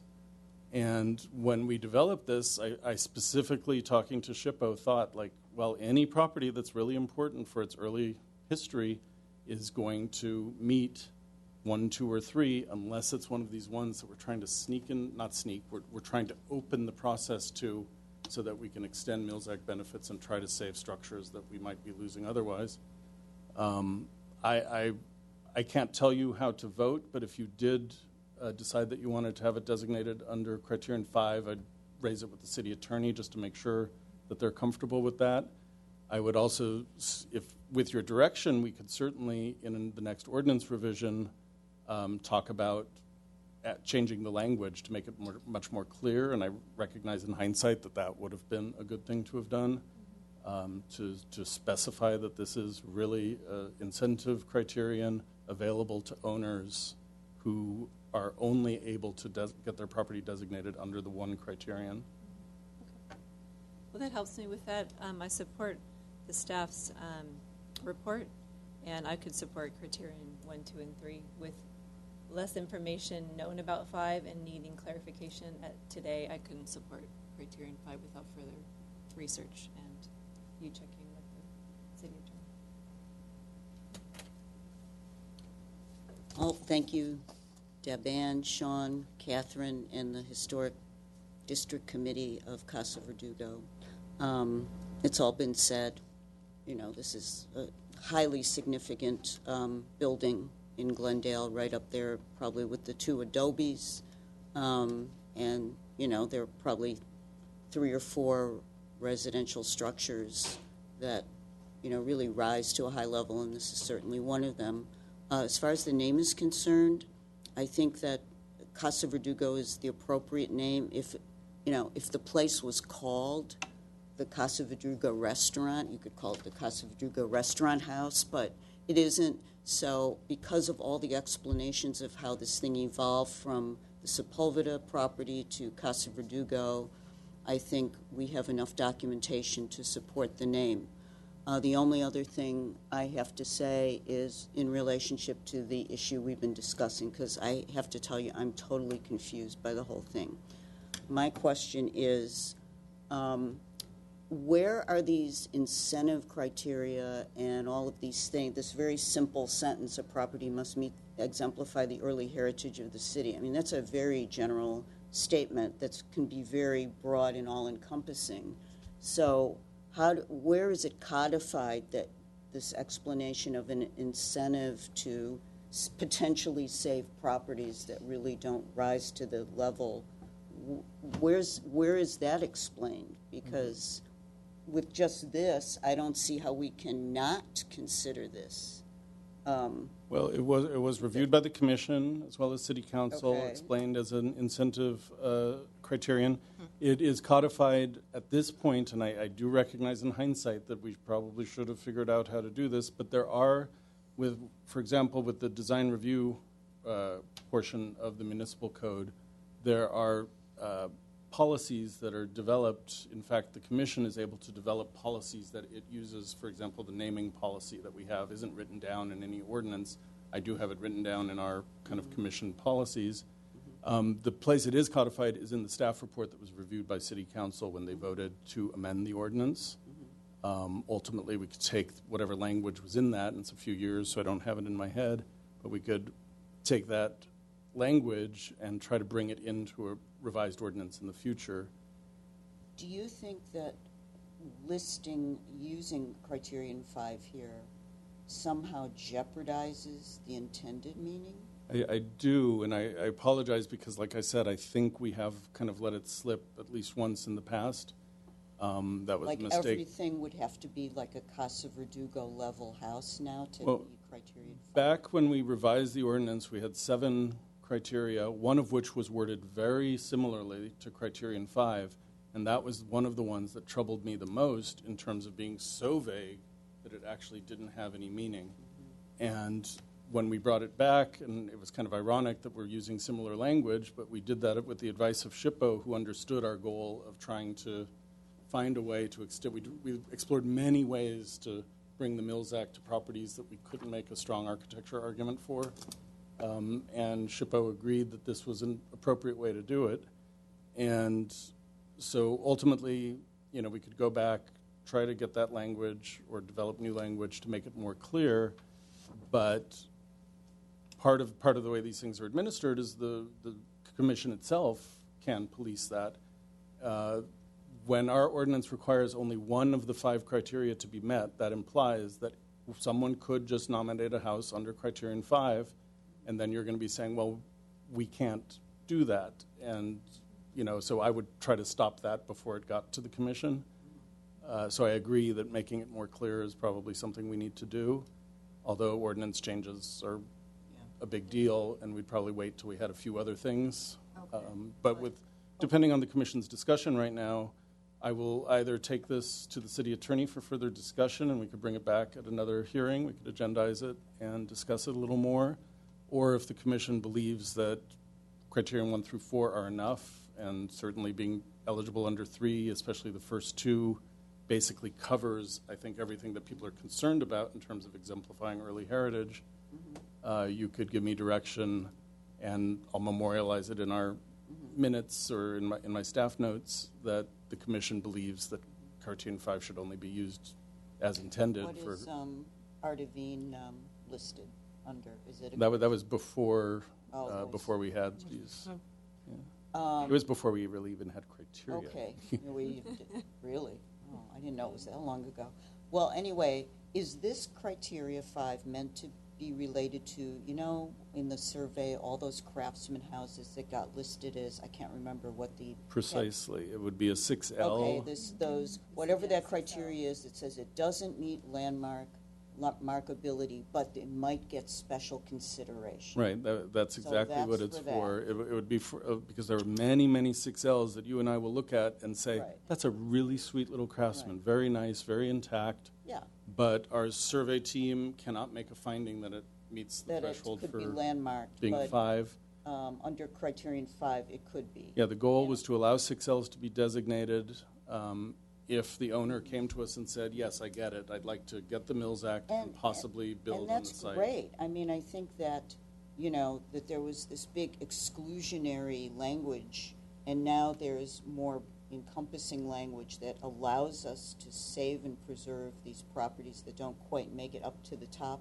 But does that preclude us saying, it's very general language, does that preclude us saying that this property exemplifies the early heritage of the city? Because on another level, I mean, this house is obviously landmarkable in a number of criteria, not like the little craftsman houses that are all over the place. But it also does literally, I hate using that word, but it's true, meet the early heritage of the city because it kind of put Glendale on the map in some ways. It was a tourist attraction that somehow energized the city. It's the anchor property of a big neighborhood, given the same namesake that eventually became part of Glendale. So technically, it still does, and I don't see how that puts the other ones at risk from falling into this category. Well, two things. One, this house is eligible under criterion 1, which is very rarely invoked. We rarely have had properties that fall into that. And we're saying it meets, it's culturally important, it's socially important, it's economically important to the city. That's as good as it gets. Yeah, that's very rare to have that level of designation. I think it's a slippery slope to keep it in as a criterion in the way it wasn't intended to be used. It's really intended to be used when a property doesn't meet 1, 2, 3, or 4, but we think there's enough merit. And ultimately, you would have to agree, and council would have to agree. So it's not a slam dunk that a property is going to make that hurdle, but it was clearly intended and approved as an incentive. Okay. I think with the intent that you're describing, criterion 5, adding criterion 5 in this situation almost dilutes the meaning of 1 and 2. Yeah, I can see that. I think the follow-up has to be that we need to maybe bring some of that initial argumentation and language that's buried in staff reports and guidelines and things into the ordinance.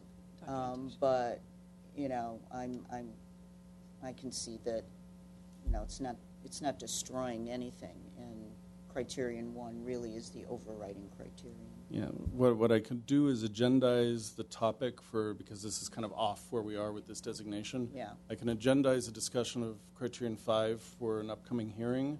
My recommendation would be that the commission directs staff to consult with the city attorney. I'll probably do a little of that before the meeting. Right. To determine first, doing it through an ordinance revision is clear. We can do that, but that's time consuming, and we usually wait until we Right. need to do it for other reasons. I could talk to the city attorney's office about how do we kind of formally establish a policy. We do it with zoning code all the time, so we would probably do it in a similar way to that. I think it might be a step up from the way the commission policies, such as the naming policy, are done, just a little more informally. I would support that. Yeah. Okay. And I do recall when we were renaming, I do recall we had this discussion, and Yeah. that was the intended purpose. Yeah, I'm for actually, I mean, Criteria 5. the criteria it's being listed under are very strong in any case, and this is a really good era to bring up criterion 5 again in the context of trying to use it to incentivize people to save properties that are being demolished. Yeah, I mention it to So- applicants all the time. We have yet to have someone take us up on it, but hopefully it will work. And I just Well, want to reemphasize, this is yeah, in no that's- way a dismissal of how Right. important this No, house is. I think Really we understand. critically We important understand. building. Yeah, So. let's move on. So are we ready to make a motion? You're so good at it. You make all the right. motion. Either way. All right, go ahead. Let me find Somebody, my- I have to find my I'm just motion. glad I don't have to do it. Okay, I move, I move that the HPC, recommend to City Council that the property at 1235 North Louise Street be listed on the Register of Historic Resources. I guess that's it. We don't have a Mills Act. Sorry, I'm looking for a big. If you want to, since it's been an issue, if you want to specify which criteria you're Oh, thinking under about. criteria 1, 2, and 3. And named Casa Verdugo. Second? Okay, roll call, Commissioner Can I Morgan? have a second? Yes. Oh, I'm, Oh, I Oh. thought you were saying. That's No, right. I can't second. forgot. Somebody else has to do it. forgot All about right. Robert's rules, yeah. Yeah, I believe in them. Desiree, second. Roll call. Commissioner Morgan? Yes again. Commissioner Shire? Yes. Commissioner Vartanian? Enthusiastically, yes. And Chair Vidor? Yes. What a good term. Okay.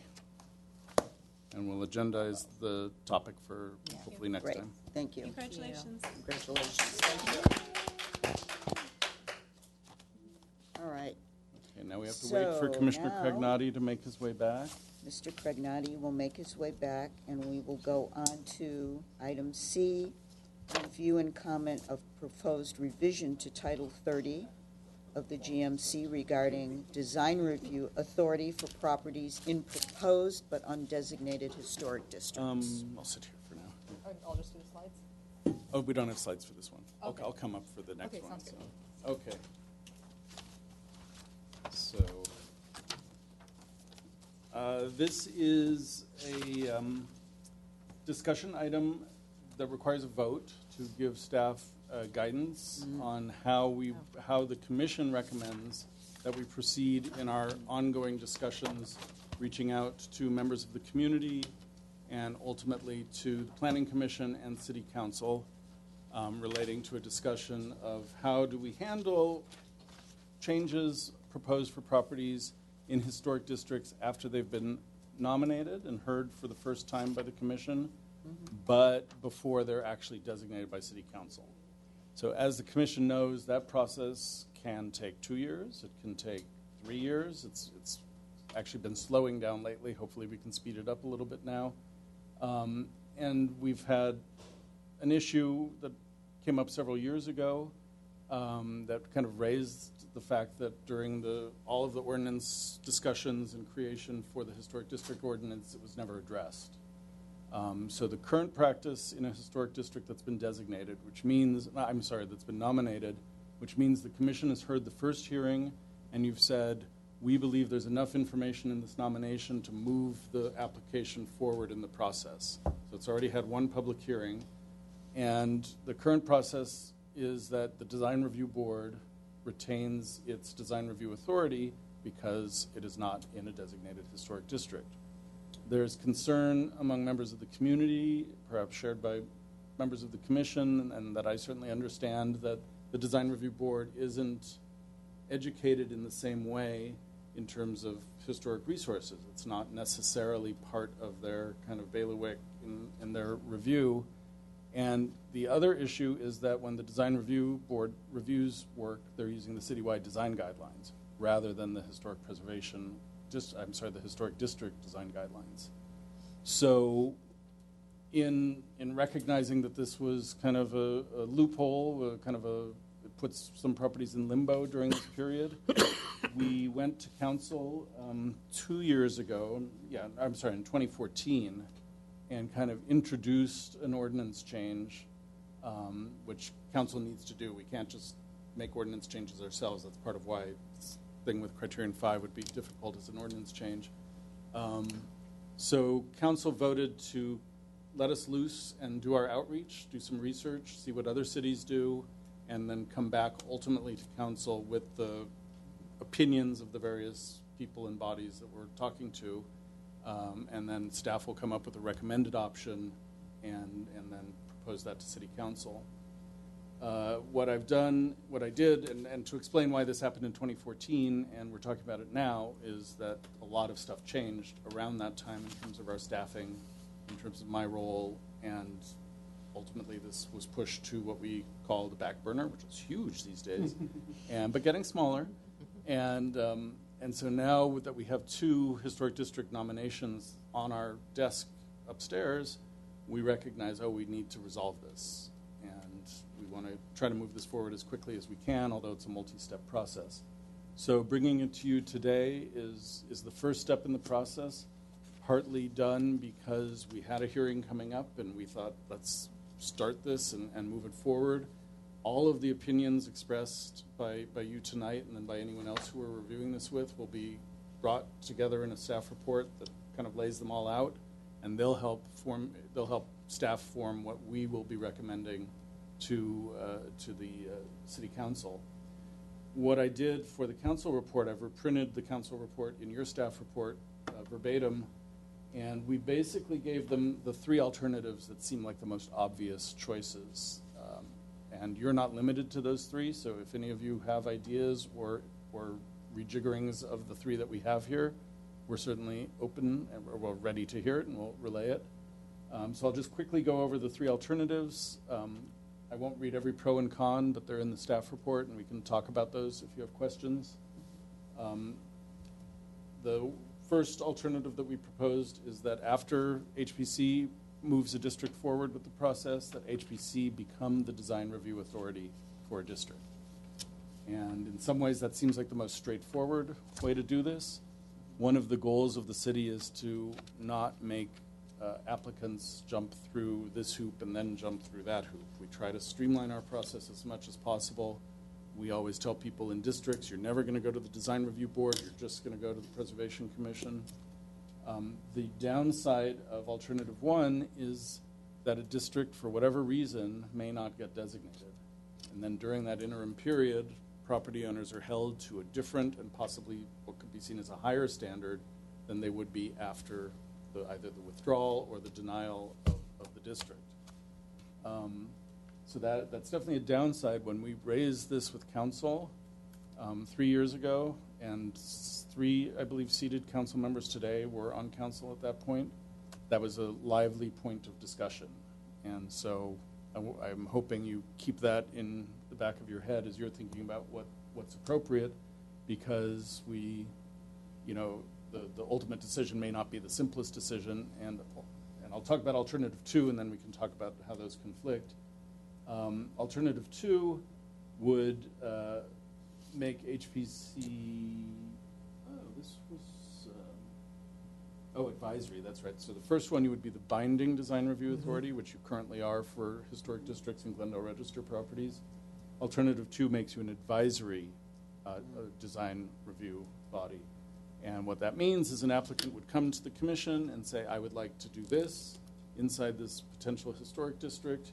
You'd consider it, you'd have your discussions, and you would come up with a recommendation that would then be forwarded to the design review board, which would retain the binding design review authority. What's good about this one is it doesn't put the property owners in jeopardy in case a district does not go through, but it does add to the length of the review process and adds that second hoop to what applicants are going to have to consider. I proposed a third alternative, which frankly I am not crazy about, but I want you to consider it as a possibility, which would be allowing DRB to remain the interim design review authority with binding authority, but we would do that with specialized training so that they would have training in the historic district design guidelines. They would have training in some basic concepts like the Secretary of the Interior standards and basic preservation practice. The reason I'm not crazy about that is partly because that would require a lot of staff time as there's churn on the board and we have new members. I also think one meeting isn't really going to make it stick, and that we might have to do that on a more ongoing basis.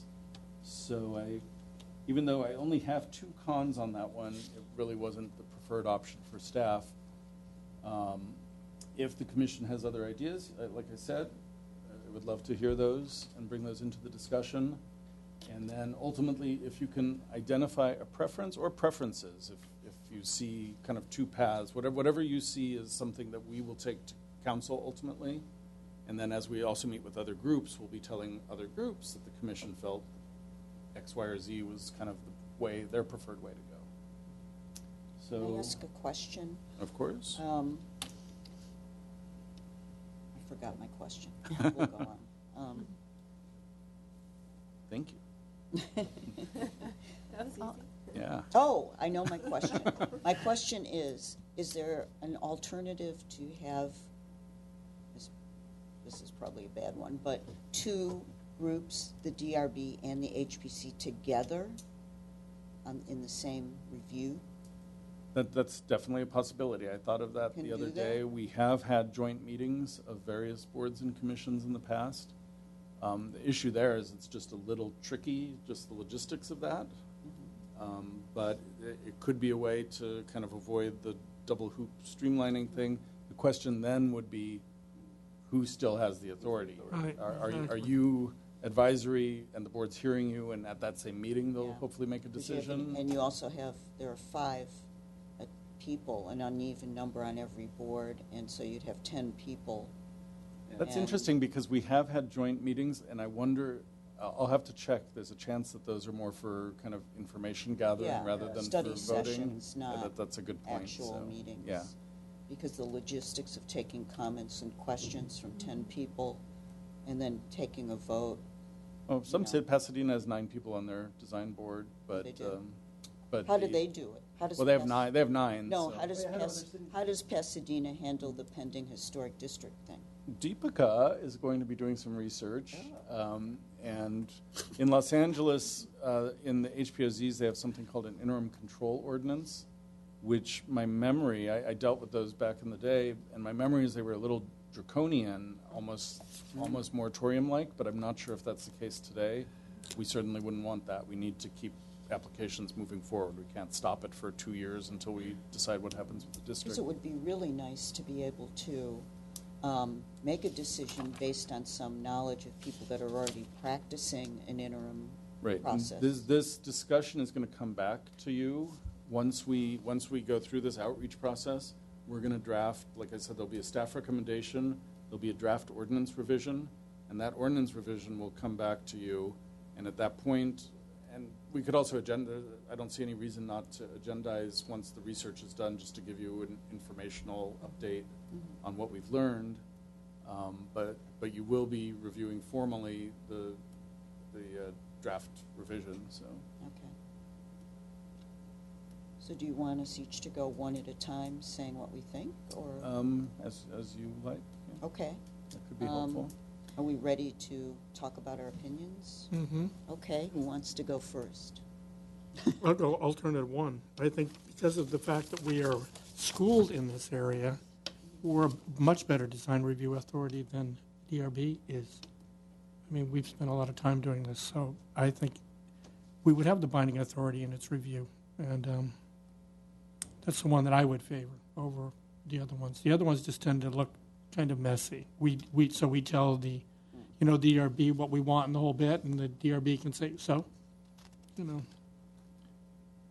If I could throw one thing out there, DRB is besides the historic aspects, you're going to be the design review authority looking at material finishes, at construction techniques, at massing, at site planning.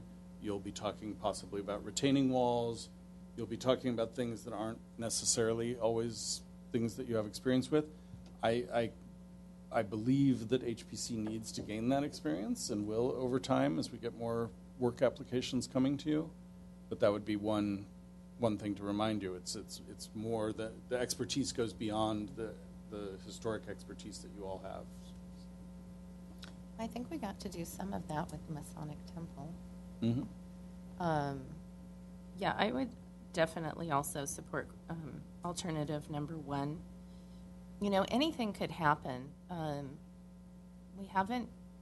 like to think that in general, as people are proposing their historic districts and with the experience we already have, and I know I myself, when people are interested in putting in an application, I'm sometimes tapped to go and present and talk about the process and help a neighborhood understand what it takes. And I mean, we haven't yet had a district turned down. Again, anything could happen, but I think it's important. What am I trying to say? I'm trying to say that I'd like to think districts that come forth will be approved because committees have done their due diligence ahead of time based on the resources we have in the community now, be it the Glendale Historical Society, who's helping with districting, or our experiences here on the board, and that it would be good to have the review with us while we're sort of in that, period prior to actual change of zoning. I'm trying to think through, can we also just, I'm sure when people want to get something done, they want to get it done, but do we let them, haven't really had to experience this too much, let applicants know that we're in a process and you can wait, or go to the HPC? I don't know how that would work. Application process takes months and a year, and it's not a short process. We don't like to tell people like, oh yeah, you have to wait a month for whatever is coming, but a lot of we tell people who bring an application in that once their application's complete, they're not going to go to a hearing for 3 to 4 months. So it's built into our process through our staffing levels right now and the volume of applications coming in. One thought would also be, we do have the potential for calling special hearings that are off our regular calendar schedule. We do that fairly often during the year. If there were a particularly pressing project for whatever reason, that would be an option. If you did look at either option 1 or option 2. The design review board meets twice a month. Obviously, you meet once a month, so we don't quite have the regular service that we can give for these other applications. Okay.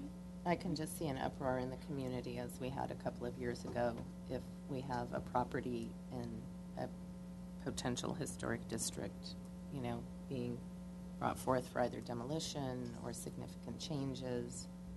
But again, that's just from our experience. And the way that situation worked was we ended up, I was going to say we brought it to the commission for advisory review and then went to the board. And does anyone remember? Because now this would be the house in Valley View for the demolition of the ranch-style house. Yes. And it came through us, and I went to City Council, and City City Council overturned it. approved Well, it. anything can go up Yeah. to city council. Oh, that's right. We were An appeal. going to bring it to the board. Then we brought it to you. I don't think it went back to the board after that. I And think then it went City straight to Council. City Council. Yeah, and City Council approved the design. Mhm. Okay. Are you ready Yes, to? thank Okay. you. All right. So my feeling would be that it needs, whatever alternative, it needs to be joint involvement from both commissions because we both have our areas of expertise. There, just like you said, Jay, there are a lot of zoning, code issues, site planning, all that stuff that, this commission is not well-versed in Yet. yet, but it's also not necessarily, the role of our commission, typically. It I mean, actually it will it for actually our is. neighborhoods, Yeah, so- you're the binding design review authority for all Glendale Register properties, for example. They'll never be seen by the design review board. So what I would like to add, if it's alternative one, that there's design review advisory role. So they can bring information, before our commission for consideration. So we have what they might see that we might not be as familiar with. Or if they feel strongly about something, or it's, code issue, or they're in for a variance, or something to that effect, that we get that knowledge prior to then being the final binding commission. Yeah, sorry, can I interject? So maybe, we were talking about a joint meeting of both boards that would be 10 people? No, but they would be maybe- advisory prior to a meeting. Sounds like a reverse of alternative two, right? Right. Yeah. Sounds like a turf war, if you ask me. Well, and then in the interest, to consider, because I think one of the cons on that was, and Jay, you just suggested we could call a special meeting, I think, to make things go a little more quickly. But we didn't want we didn't want to extend the process any longer, make it any lengthier by having to go through two boards. I think you already said you're going to look into, instead of having two full boards meet, maybe representatives from the design board, like the chair and one other representative, or two other representatives instead of the full boards, so that we could have the appropriate number of people, or that we could at least get some design input. That's interesting. That's a new alternative. Some cities, for certain types of design review, pull together kind of subcommittees. It's much more complicated than our system now, but I could certainly recommend it as an alternative as you discuss this. And I'm not Just a thought. If it's no. too complicated. And one thought is, as each of you were hearing ideas that you kind of like, you may have a main preference, but you're also open to some other ideas. This is kind of fact finding right now. I was hoping to get a vote ultimately on the preferred option, but again, that's not binding, because this is just kind of helping me know how to present this as we move forward. So I could certainly include that as a possibility, which would be, how do we phrase that? That a specified number of members from, for example, design review board, not the whole board, but that 2 or 3 from that board. So a subcommittee of majority or a HPC plus subcommittee. DRB, review these properties. Okay. It still doesn't really answer who has the ultimate authority, but I guess that could be worked out. And again, it also doesn't answer which set of guidelines are we using, which is, this is kind of a sticky situation. So, okay. You ready to? Very good. Okay. So I just have a couple of questions, since it's fact-finding time. Firstly, how, and I can't believe I have to ask this question because we're going through it in Casa Verdugo now, but I think it would be important for anybody watching. Once the application is submitted, so the timeline for what we're talking about would be when the district application is presented to this committee. Yeah, this formal presentation. And how many homeowners are required to have participated in getting the application that far? At that point, only 3. Only 3? Yeah, 3 property owners who live within the proposed district or own property in the district are required to sign the application. Okay. And so the timeline is essentially what we're talking about begins at the time that 3 homeowners in that area have stated they want this to be considered. Yeah, and the reason this is an issue, and I don't think it's as big of a problem in Glendale, but in some cities around the country with historic districts, there are people who are adamantly opposed to being in a historic district, and they don't want their house to be regulated or a contributor or whatever. There have been cases where people will start stripping off whatever ornament, whatever makes them a Victorian or colonial revival, and I want to stop you right there. Don't give anybody any ideas. Hey, everyone. But that's something that has concerned people. So the reason it would be done this way is that theoretically it's not broad public knowledge that a district is being proposed until it's first heard by the commission. And that would be the point when now there's an official city level decision that we're going to accept this application and move forward with it. So the idea is to, among other things, prevent that from happening. Okay, and then secondly, is there a specific, like, a sunsetting of these applications? Like, I know the goal is always to get them done within a couple of years, but is there actually as part of an ordinance that once we are first presented the application, is there a specific timeline, or can it, let's say for some reason it was going on for 3 years or 4 years, is there a time when... It has gone on for 3 years. So is there a timeline? No, there's no timeline in the ordinance. Basically, there are several options. The commission and council vote to designate. The applicant withdraws a nomination. Council denies an application, or there's a potential for an opposition petition to be filed, and that is something that requires a higher council, 4 out of 5 council vote instead of a majority vote, meaning it's a higher bar to actually get designated, but it's the same thing as council choosing not to designate it if they voted that way. Okay. I mean, I just have a slight bit of concern for the folks that may not be in support of something like this, and I'm a little bit concerned about the potential public relations issue that we would have with maybe some people that are on the fence, that it's not taking very many people, very many property owners to suddenly affect a change for what could be a couple of years for something that they may not necessarily support, that may not necessarily go down that road. It just seems a little bit, I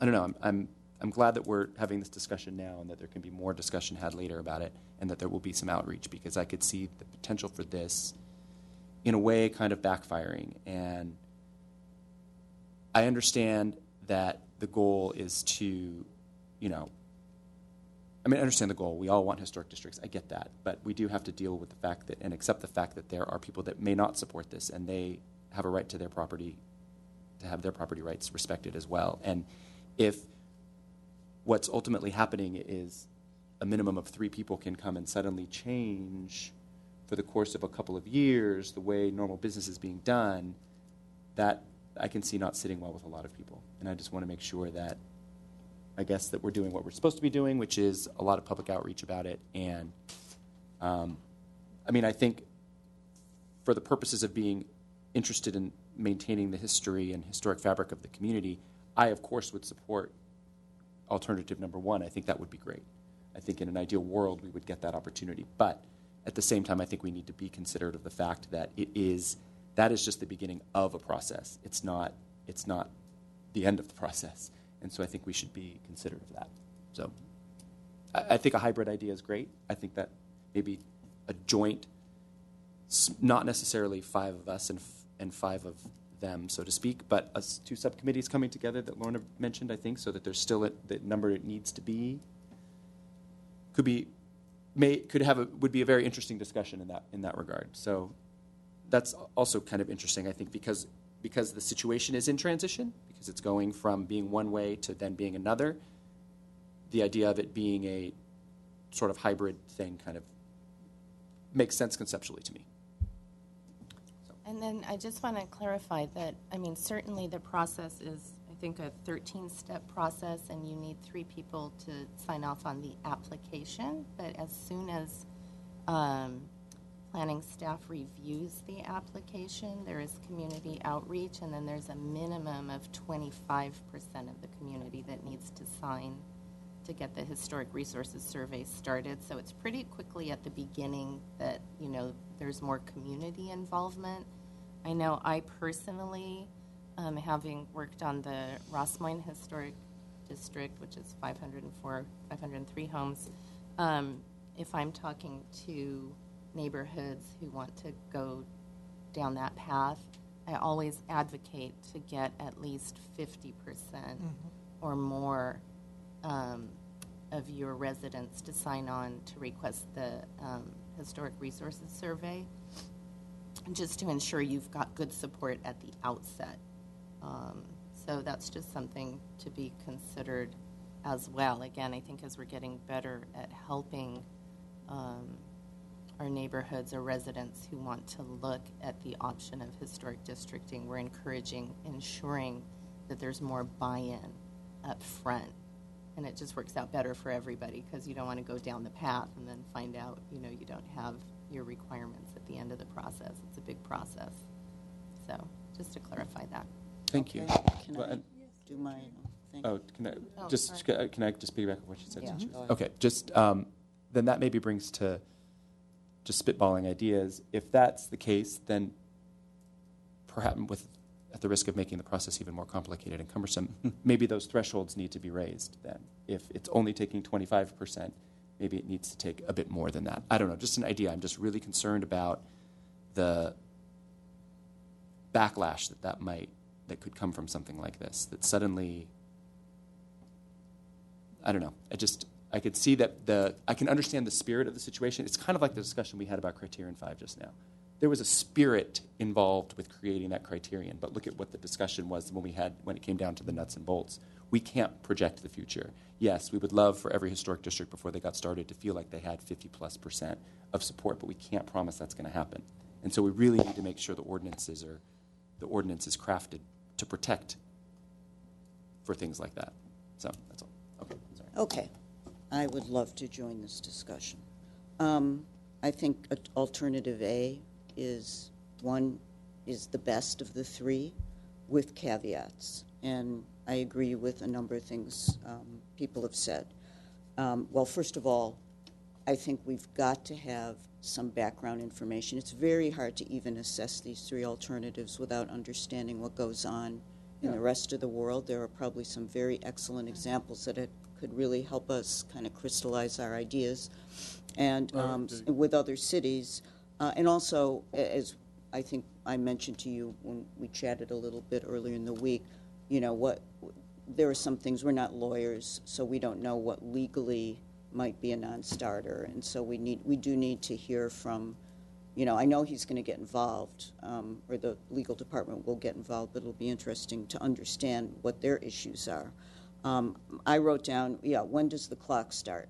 And I was under the impression, maybe I just misread this, that the first petitioning could be the start, but not. I feel that if we're going to do this, either if it's, whether it's the start of the application with 3 people or whether it's the first petitioning, there has to be disclosure to the community. So when the documents come around, when the petition comes around, it's going to say in there, whatever it says now, plus if there, you are free to propose changes, and the changes starting now will be reviewed by the HPC. And, there's public notice for the first commission hearing. Right. We can't say when the petition will start happening, but the first hearing is where you authorize the petition. Right. It could take the proponents a month Okay. or a day to start the But process. that petition has to have the language in it too, I think. The Because language That's very of- important. Because agree. I think that would, yes, it does enter a new element into the discussion, but I think, this whole thing about people are going to be held to a higher standard because they're coming to HPC. I mean, I've been to DRB meetings. No offense to the DRB, I have the deepest respect for them and what they do, but I certainly don't think the process is less arduous than it is here. In fact, it may be the other way around. So, I don't see why, as part of Alternative 1, we couldn't be a little bit more informative to the public that's going to be impacted by this. And And then I have a question about the timing, too. I think maybe this will be an incentive to get the ball rolling faster. But, somehow or other, when we start the clock on this, I'm totally for Alternative 1, but when we start the clock, then it has to become part of the discussion, and I would prefer to see it at the petitioning process. That's where the change gets made, so that we move into that first petitioning process quickly. People know what's happening, and blah, blah, blah. That's my opinion. And if I could just clarify so I can convey this, the petitioning process is handled solely by the proponents. It's not an official city outreach process. Right.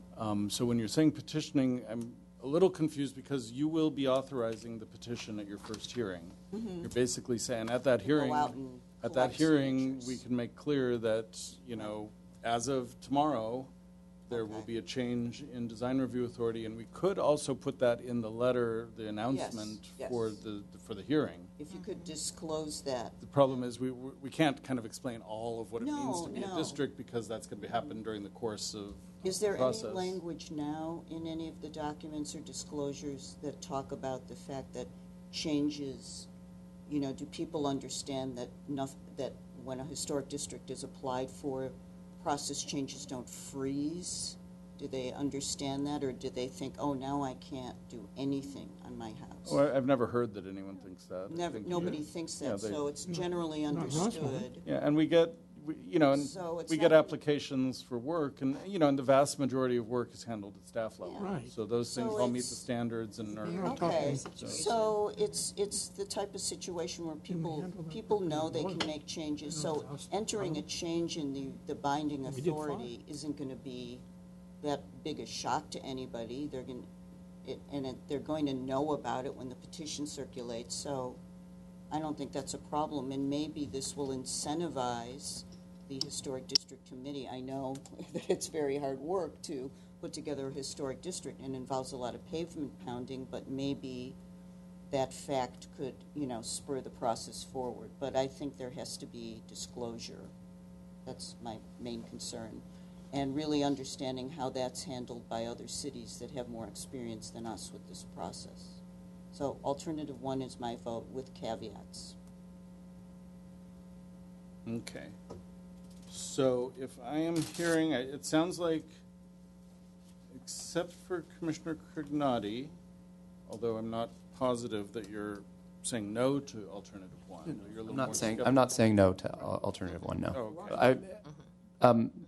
Chairwoman Vidor's comments were very well made about the disclosure. That was another concern I had. Okay. And just really quickly, because you said so much of the petitioning or the whole petitioning and everything is done by fellow property owners, and we can't guarantee that every property owner that's going to knock on people's doors is making sure that they explain everything correctly. Right. So if perhaps one idea might be that once the petitioning period starts, you've got 3 months to get it done, or 5 months to get it done, or whatever. Well, maybe, there is depending on- a We already timeline. have There is. that Okay. built in. There's a That was three-month- kind of one of the three- questions I three-month had about timeline. timelines. Yeah. Okay. Yeah, that's built There's not Well, a that's timeline good. for the whole process, Just but that part is. for the Is two that- petitions. There are two timelines, Yeah, there's a actually. 3-month petition timeline and a 6-month petition timeline. Okay. So to be frank, there are timelines put on the proponents of the district, but there aren't timelines on the city. Yeah. So for example, once we start circulating the first petition, you have 3 months to get it in. But then the city, based on whatever, you know, sometimes we have to wait for funding or hiring a consultant, but that could take 6 months or a year.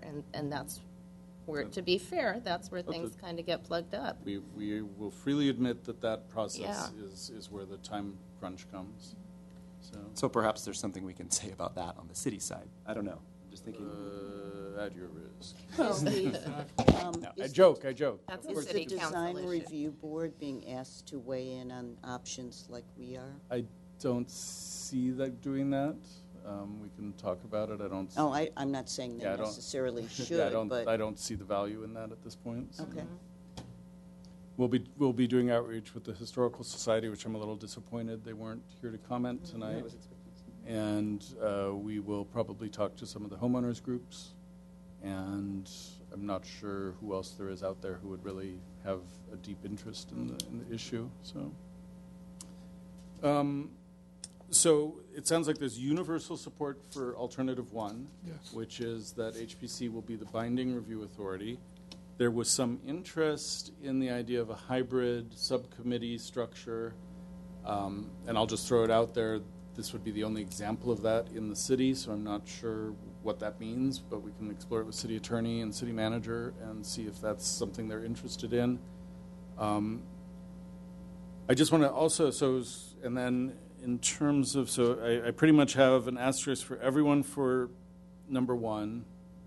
And can I say there's general interest in the possibility of exploring the hybrid subcommittee structure? Yes. Which would be a way of bringing the hearing to a single hearing where we get the results that might come from 2 hearings in alternative 2.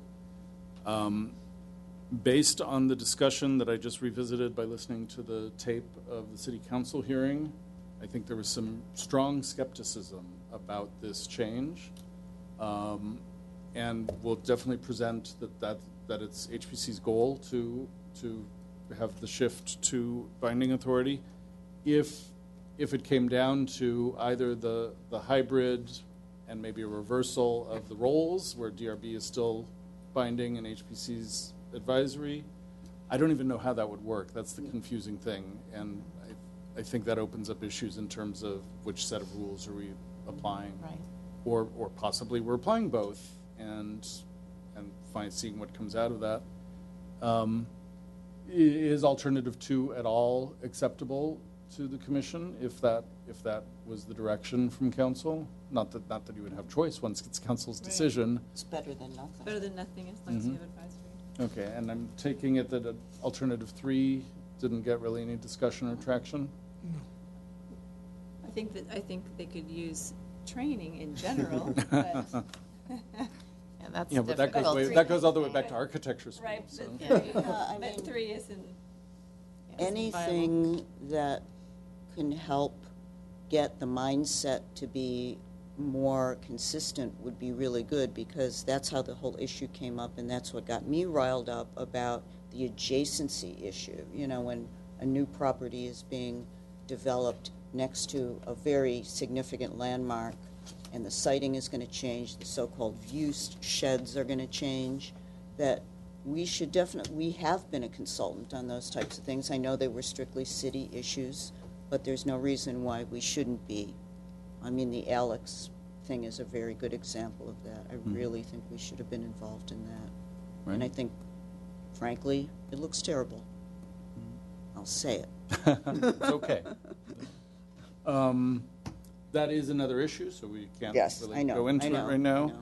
I have it in my notes from last month to agendize it. yeah. This was looking part like of a this full whole agenda as it turned advisory out to thing. be. So, Okay. but we'll look at that in the future. I don't know that we need a vote. I think I've heard from You- everyone, yeah. so we'll just go with this. And then we want to close out. Finally, have your year-end Mills Act condition wrap-up. So I'm going to try to go through this fairly quickly. We have a bunch of slides. For the most part, it's all good news, good work. Very happy with the results of your decisions in terms of conditions over recent years. Okay, so we're gonna pretty much almost all of our work that was scheduled to be due by the end of last year has been done. There are a few exceptions to that we'll discuss and get your feedback on. So we'll start with our success stories, which include 2430 Bywood in Glen Oaks Canyon, which is the Buff and Hensman house. The commission put several conditions on this property, one of which was to replace some windows in the clear story across the top of the front facade. You can sort of see these less sightly windows up there. The owner has done what I want to say is an excellent job putting in new awning windows that really recall the character, bring back the character of the house. They address some changes that had been made inside, some remodels. So you can see in this picture, there was a wall that was placed, I think, for a laundry room or something. But overall, it kind of is seamless and reads the way these clear stories were meant to read. You can see the quality of the work from the inside here. So I think the windows there are a great success. Oh, and we have windows like that in 2 of the bathrooms that were replaced. There were significant amounts of wood rot and damage from leaky gutters, faulty roof, different issues. The owner has repaired the roof, replaced a number of beam ends. So here's some of the before pictures. Here is some of the extent of some of the wood rot that they found on the beam ends. And here's some of the new work. So new beam ends were installed. New structural reinforcement matching what was there was installed in this case. So significant amount of work. One condition that you applied to this was that there be metal caps placed over the exposed ends of the beams, because that's usually where the deterioration starts. The owner fully intends to do that. He was very concerned that I was showing this tonight and he hadn't done it. He will have it done by next month, he says. He's already got a contractor scheduled to come out, so we'll have caps on the metal, which will be painted out to match the color of the wood. The drainage, there were some real problems with the gutters and the downspouts. This one, we could see the sky through the opening in the roof, which wasn't helping anything. Gutters were all replaced. These are examples of some of the old gutters. And here's the new gutter, which really kind of seamlessly follows the lines of the roof. I think really enhances the design. There was kind of an interesting condition where we weren't sure when we looked at the house what the original cladding material was. This is a synthetic wood. We knew it wasn't a synthetic wood. I was ready to speculate that it was wood, but we just couldn't say for sure. The commission applied a 2019 deadline to see if any research ever turns up through old magazines, through photos, whatever we could find, perhaps drawings. The owner of the house is very interested in the history of the house, and I think he will, on an ongoing basis, continue looking for that kind of information, but so far, nothing's come up. So, and interrupt anytime if you have questions or comments on the work. 221 West Kenneth Road is the house. It's known as Colonial View with a K and a VUE, and it's one of our great colonial revival houses. The owners for this property did extensive work that actually went beyond the conditions that you called for in a few cases. Just running through the conditions, when the commission visited and looked at this pair of windows, there was a question: were there shutters? We have shutters on a lot of other windows. I went up into this, I think it's the bathroom, master bathroom. There was no evidence of changes in the jambs that would indicate hinges or pintles or anything. Without that evidence, we didn't want to speculate that shutters should be there just because they're everywhere else. So we kind of gave them the go-ahead to not put shutters there. There were a few missing features. A lot of this exposed woodwork was just needing repair anyways, so there had been an urn on this side, little balls in the center and urns at the corners. The owners hired a great contractor who, got new woodwork and put it in. So in addition to restoring the wood and missing features like that, one of the conditions I'll get to in a minute was also to waterproof these areas. And I couldn't find my picture that showed the new decking material that was put up here, but it was done. So I feel confident that these are now watertight for as long as that's going to last, and they fulfilled that condition. There was vinyl garage doors that had little fan light openings were replaced with new wood doors that had kind of a window pattern that was probably appropriate for colonial revival, so we gave them a staff approval for that when we saw it. And this condition is talking about specifically the commission talked about waterproofing issues at the porte cochere, but there was also the other wing, the sunroom on the other side of the house. They did the same level of work there. They restored the railings, they replaced the decking, made it watertight. So that was a success. There was this trellis structure that ran along the side of the pool with these freestanding columns with all the vines on top of it. And if you remember, this is a non-original feature back there, but the commission let it stand, so that's still there. The vines, unfortunately, had to be removed to do the work, but the work was done. I went out and inspected it, and it looks great. So the craftsmanship was very solid on this.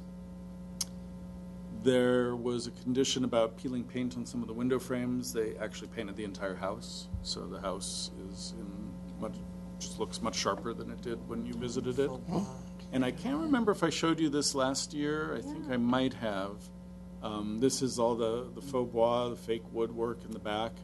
And even though it looks pretty cool here, there were definitely signs of deterioration. And if I showed you this is Terry Egan, who is the craftsman in the country, in the world, I don't know, who does this kind of work. So they hired him, and here he's showing off his proud work in progress. If you go to the Huntington Gardens and you go to, I think it's where the Rose Garden is, there's an amazing pergola running, a long pergola of faux bois that he's working on still. So if you go out there, he's kind of down at the end of it, but you can see all of his work along the whole thing. And it's really amazing to just look at his craftsmanship and the detail that he brings to it.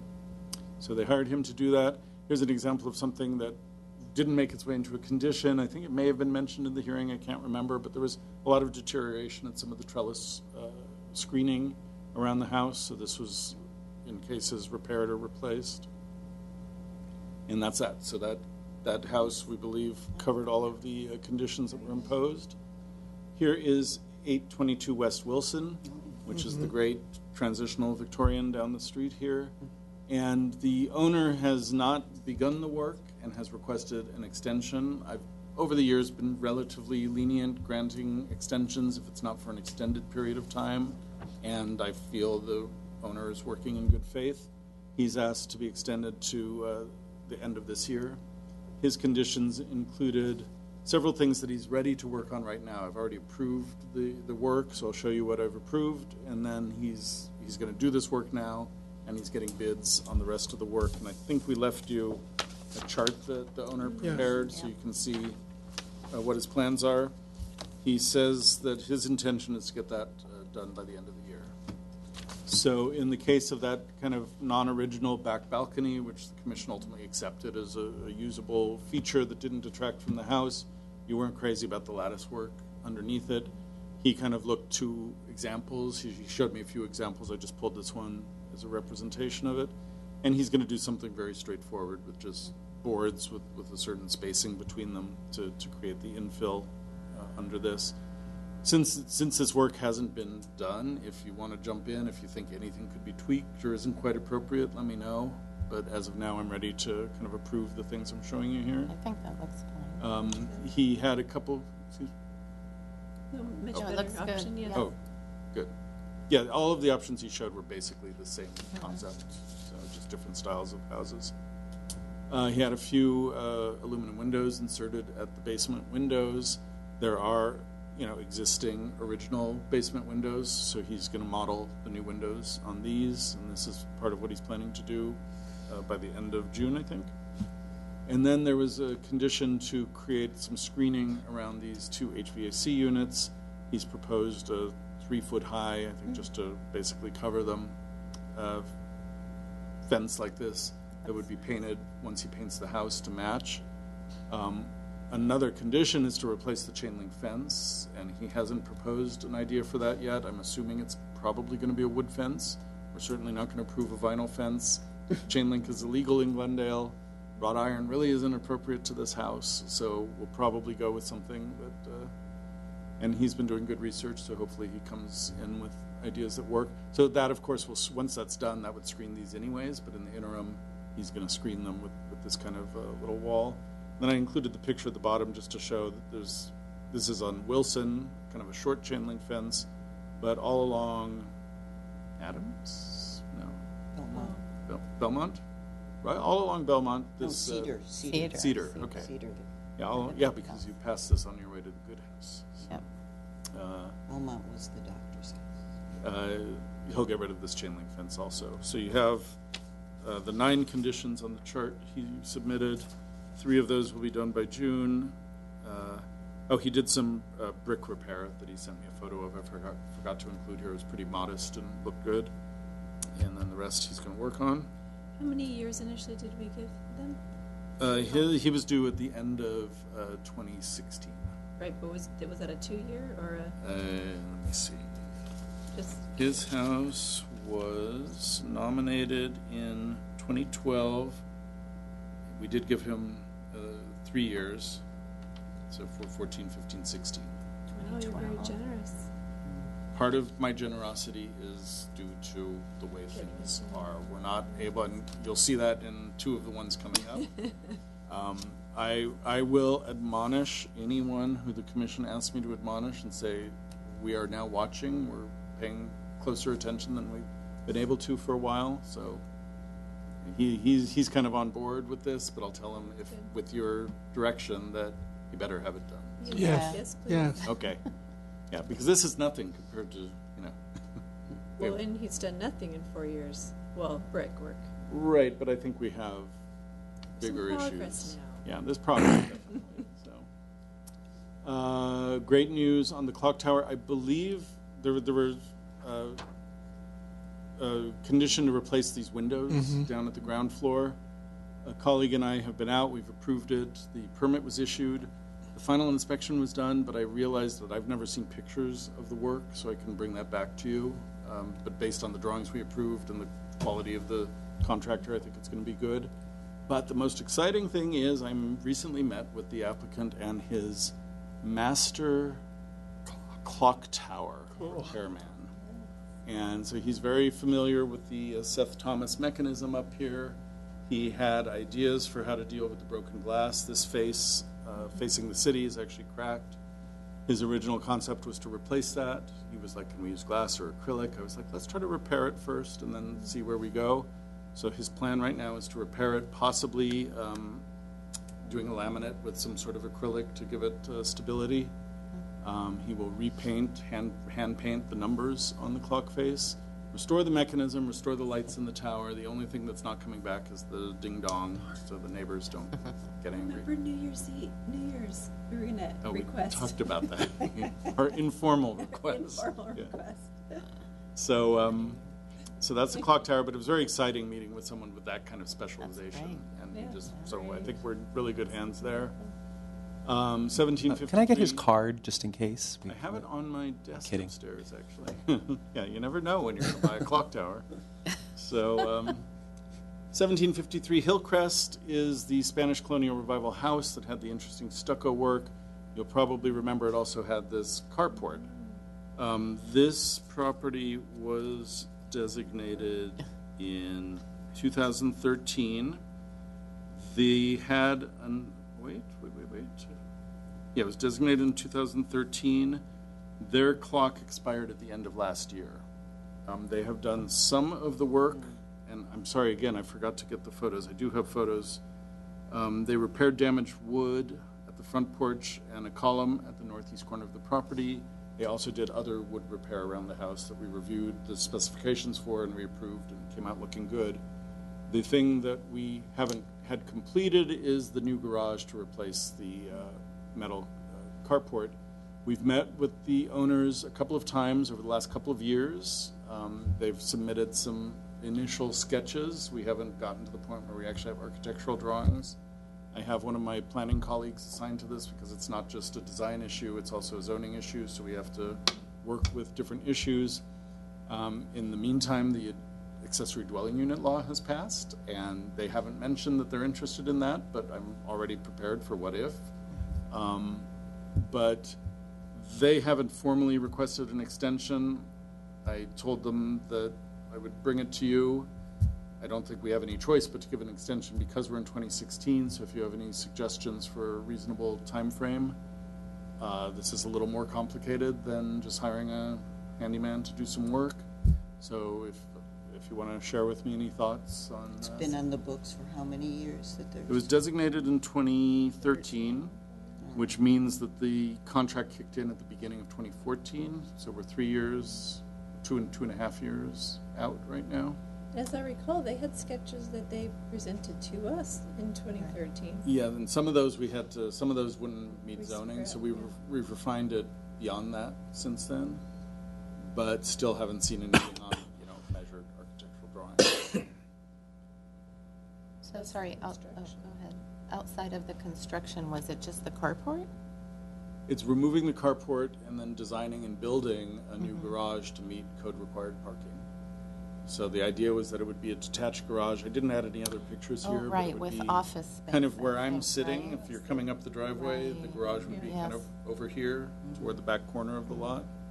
Well, can we give two separate deadlines, like remove the carport and do those repairs like immediately? And then we're a little more generous on the building of the garage? I would tie the carport to the construction of the garage, just so that they have their, but I think having a deadline for the drawings and moving into the design approval and plan check phase would be reasonable. And then construction, it's a little hard to assign a construction deadline, but I think it's not a huge building. I think a year beyond. And then design review and plan check itself can take many months in some cases. Well, what if they're in the city by September 1st for permits? I mean, for plan check?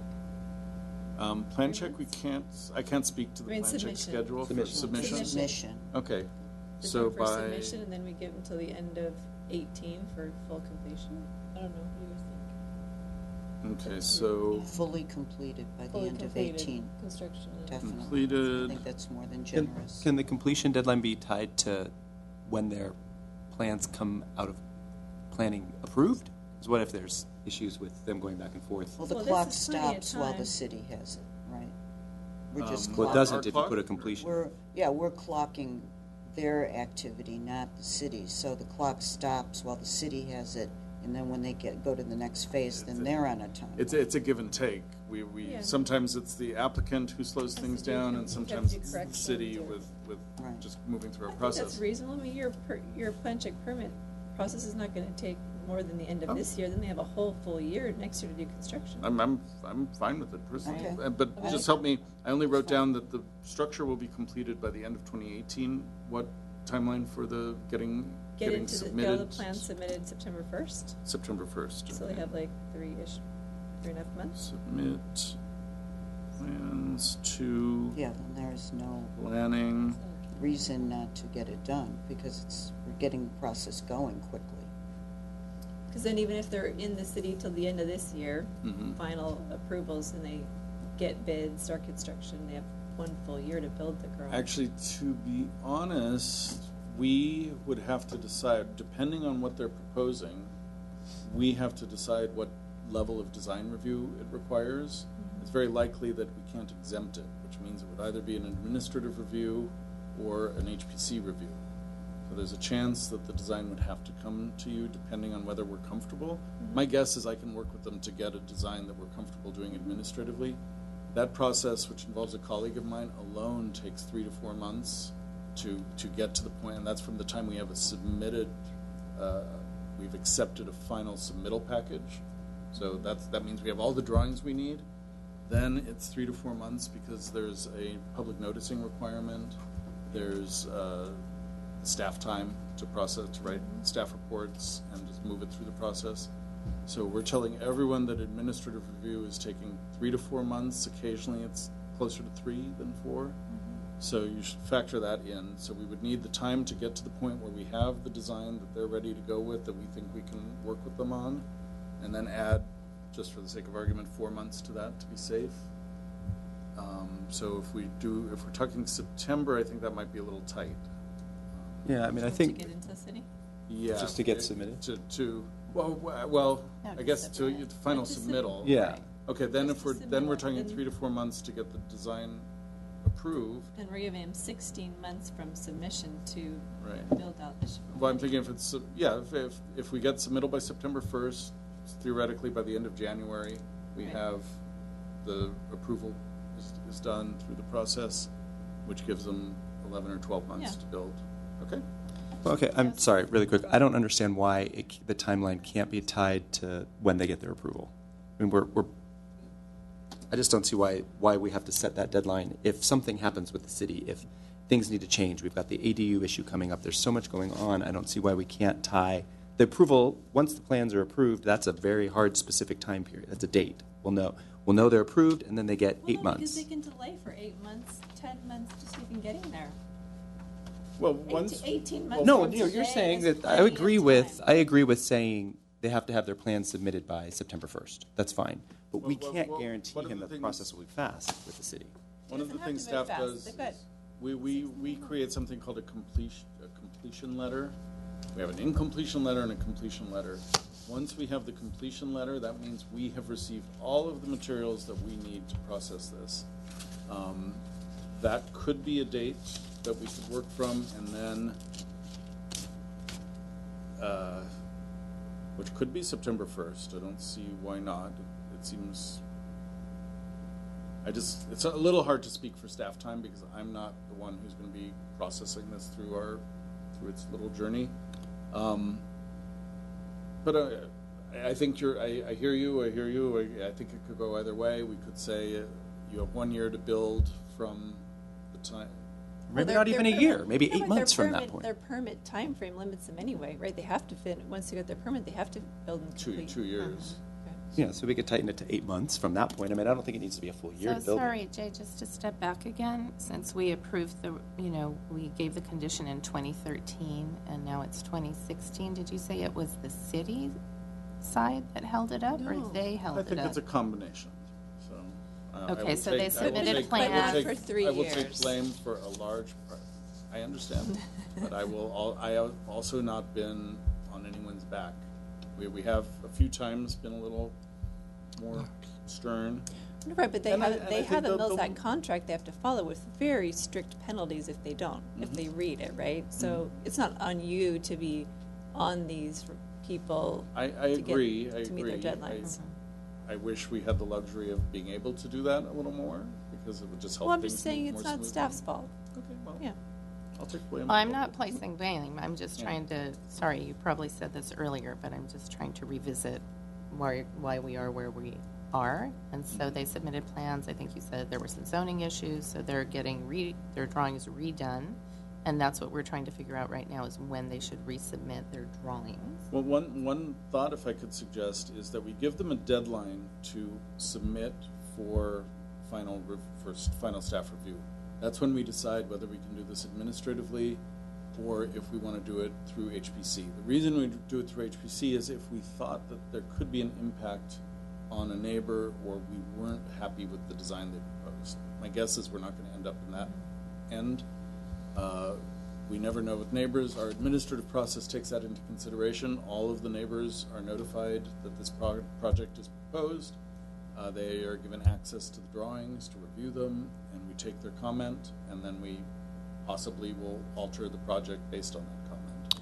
Isn't everything like this supposed to come through HPC? No, we now have an administrative review process that can bypass HPC, and we haven't used it very much in historic districts, but we have started to, which is all part of our effort to streamline things. And we would kick you would then, it's just like DRB, if either the applicant chose not to do the work as proposed, or if they deviated from it, or if during the design process we were like, or I'm sorry, if we got comments from anyone in the community, oh my God, how could staff have said this should move forward? This is terrible, it's going to have an impact. We have the ability to kick it up to you as the review authority. Is this like the situation we faced with the house on Kenneth that was in the Brockmont Park Historic District that wanted the guest house? That came before us because there was Because that's in the historic district. Okay, so And historic district always staff does. was not comfortable with that design or site plan, and so we brought it to you because So- we did not think that was appropriate. So if you had, we would never have seen There it. it is. Yeah, if we thought it was appropriate, you wouldn't have seen it. Okay, so that's kind of what we're talking about here. If this could very well not come before us because you could decide. And it's fine. we're using pretty solid discretion. We're not doing a lot of ADRs in historic districts right now, but it's the general movement that we're taking so that we, to just part of our streamlining efforts in general. So,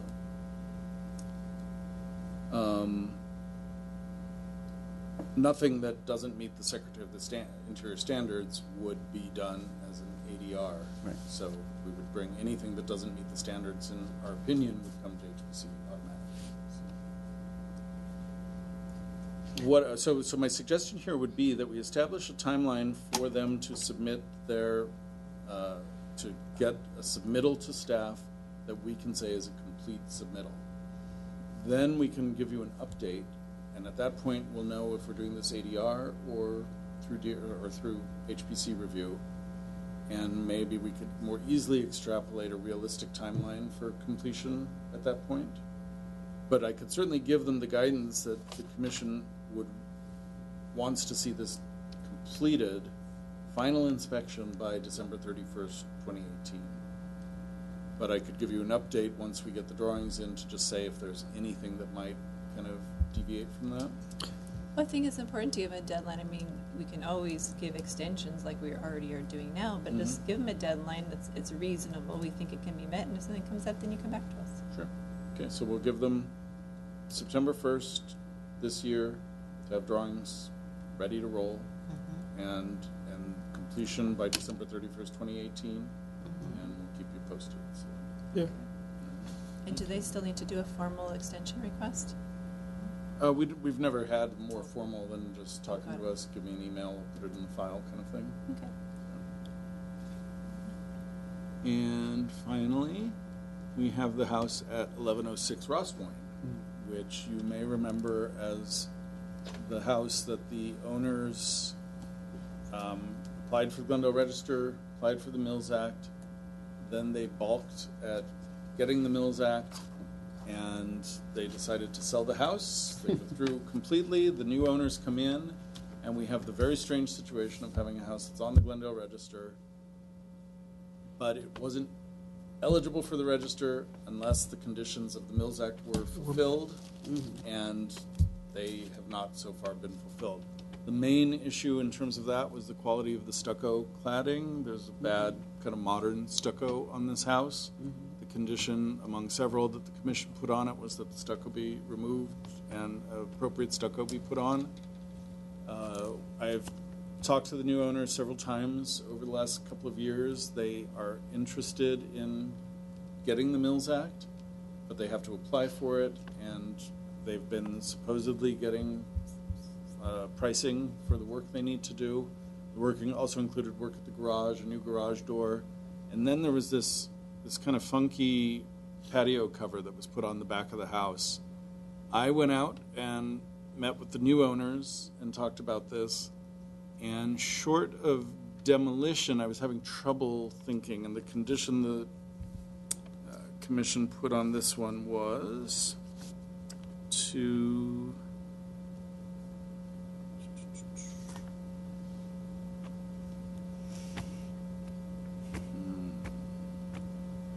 having trouble reading it. This fine print, garage door, stucco.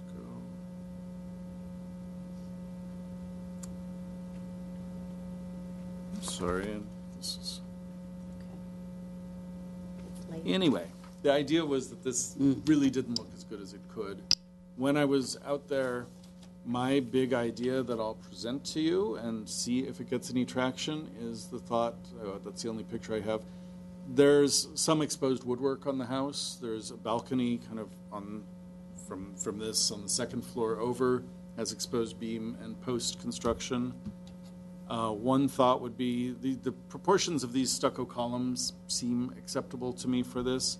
We could introduce, kind of get rid of these capitals possibly, and introduce kind of some exposed wood to give it some visual support with some wood corbels rather than having these kind of fussier capitals that I don't think really have precedence on the house. Is this house on the register technically? Yeah, it's on the register. So they signed, but didn't. They signed. I mean, Yeah, the previous and then owner signed done it anything. They and went. signed the They Mills went Act? to. They went to council, and they got approval.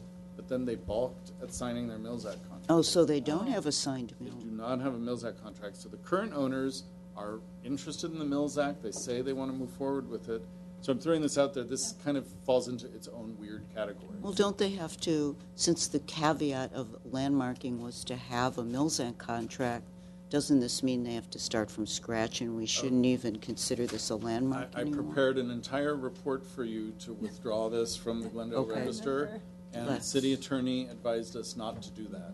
Now, a lot of time has passed since that advice was given, so we could use that. Could we revisit that? Okay, I'll Because, you know, I mean, if the house doesn't qualify to be a landmark, and the things you're describing, please, you know, chime in if you think I'm crazy, but these are complicated changes that we're looking at that, you know, we're going to get into another mess.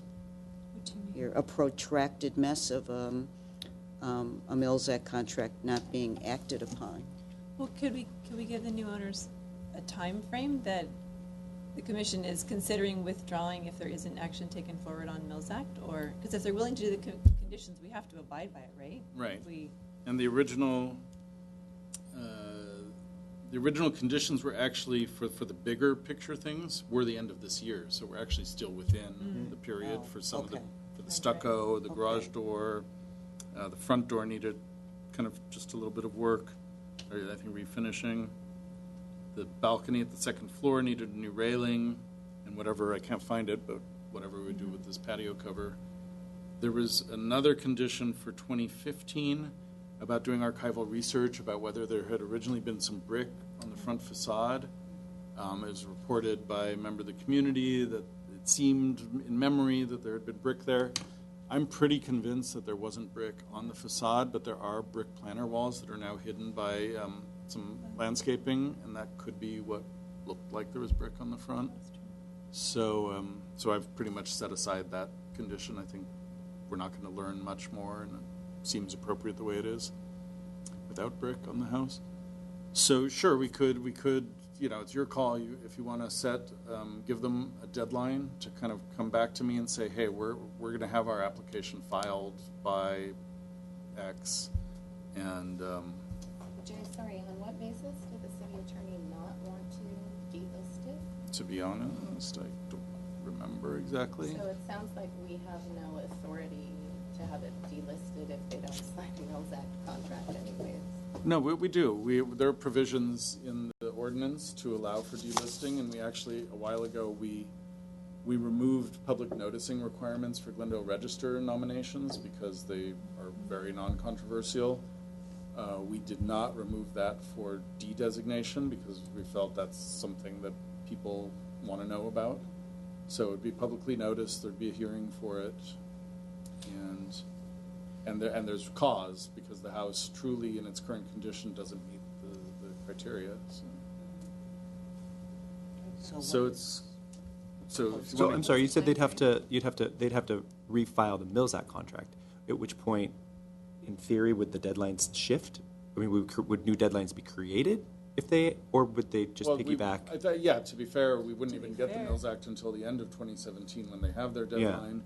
Restuccoing is a pretty big proposition. Yeah. They've known about it for a couple of years at least now. I haven't talked to I did talk to him a few months ago, but not this specifically. So if you want to give a deadline for Mills Act or just choose yes or no, and what we could do is we could arrange to get the Mills Act by the end of, say, 2018 to have the application in. At that point, it comes to you, and you can establish new deadlines for the work, revisit any of the work if you wanted to, or add anything that you wanted to. Is there a time frame that would be in the applicant's best interest, though, to meet like that October-ish or September-ish cycle for the Mills Act going to City Council? Maybe you just want to generally, advise them. we process all of the contracts in December and get them recorded with the county at the same time. So maybe you want to let them know that they could submit before. Yeah, they could submit tomorrow, or they could submit. If they submitted in November, I'd say no. So what I could tell them is that they need to submit maybe before September, so that gives us enough time to process. Okay, so submit application before September 2017, and then we'll bring this back to you because you have to recommend approval or denial of the application.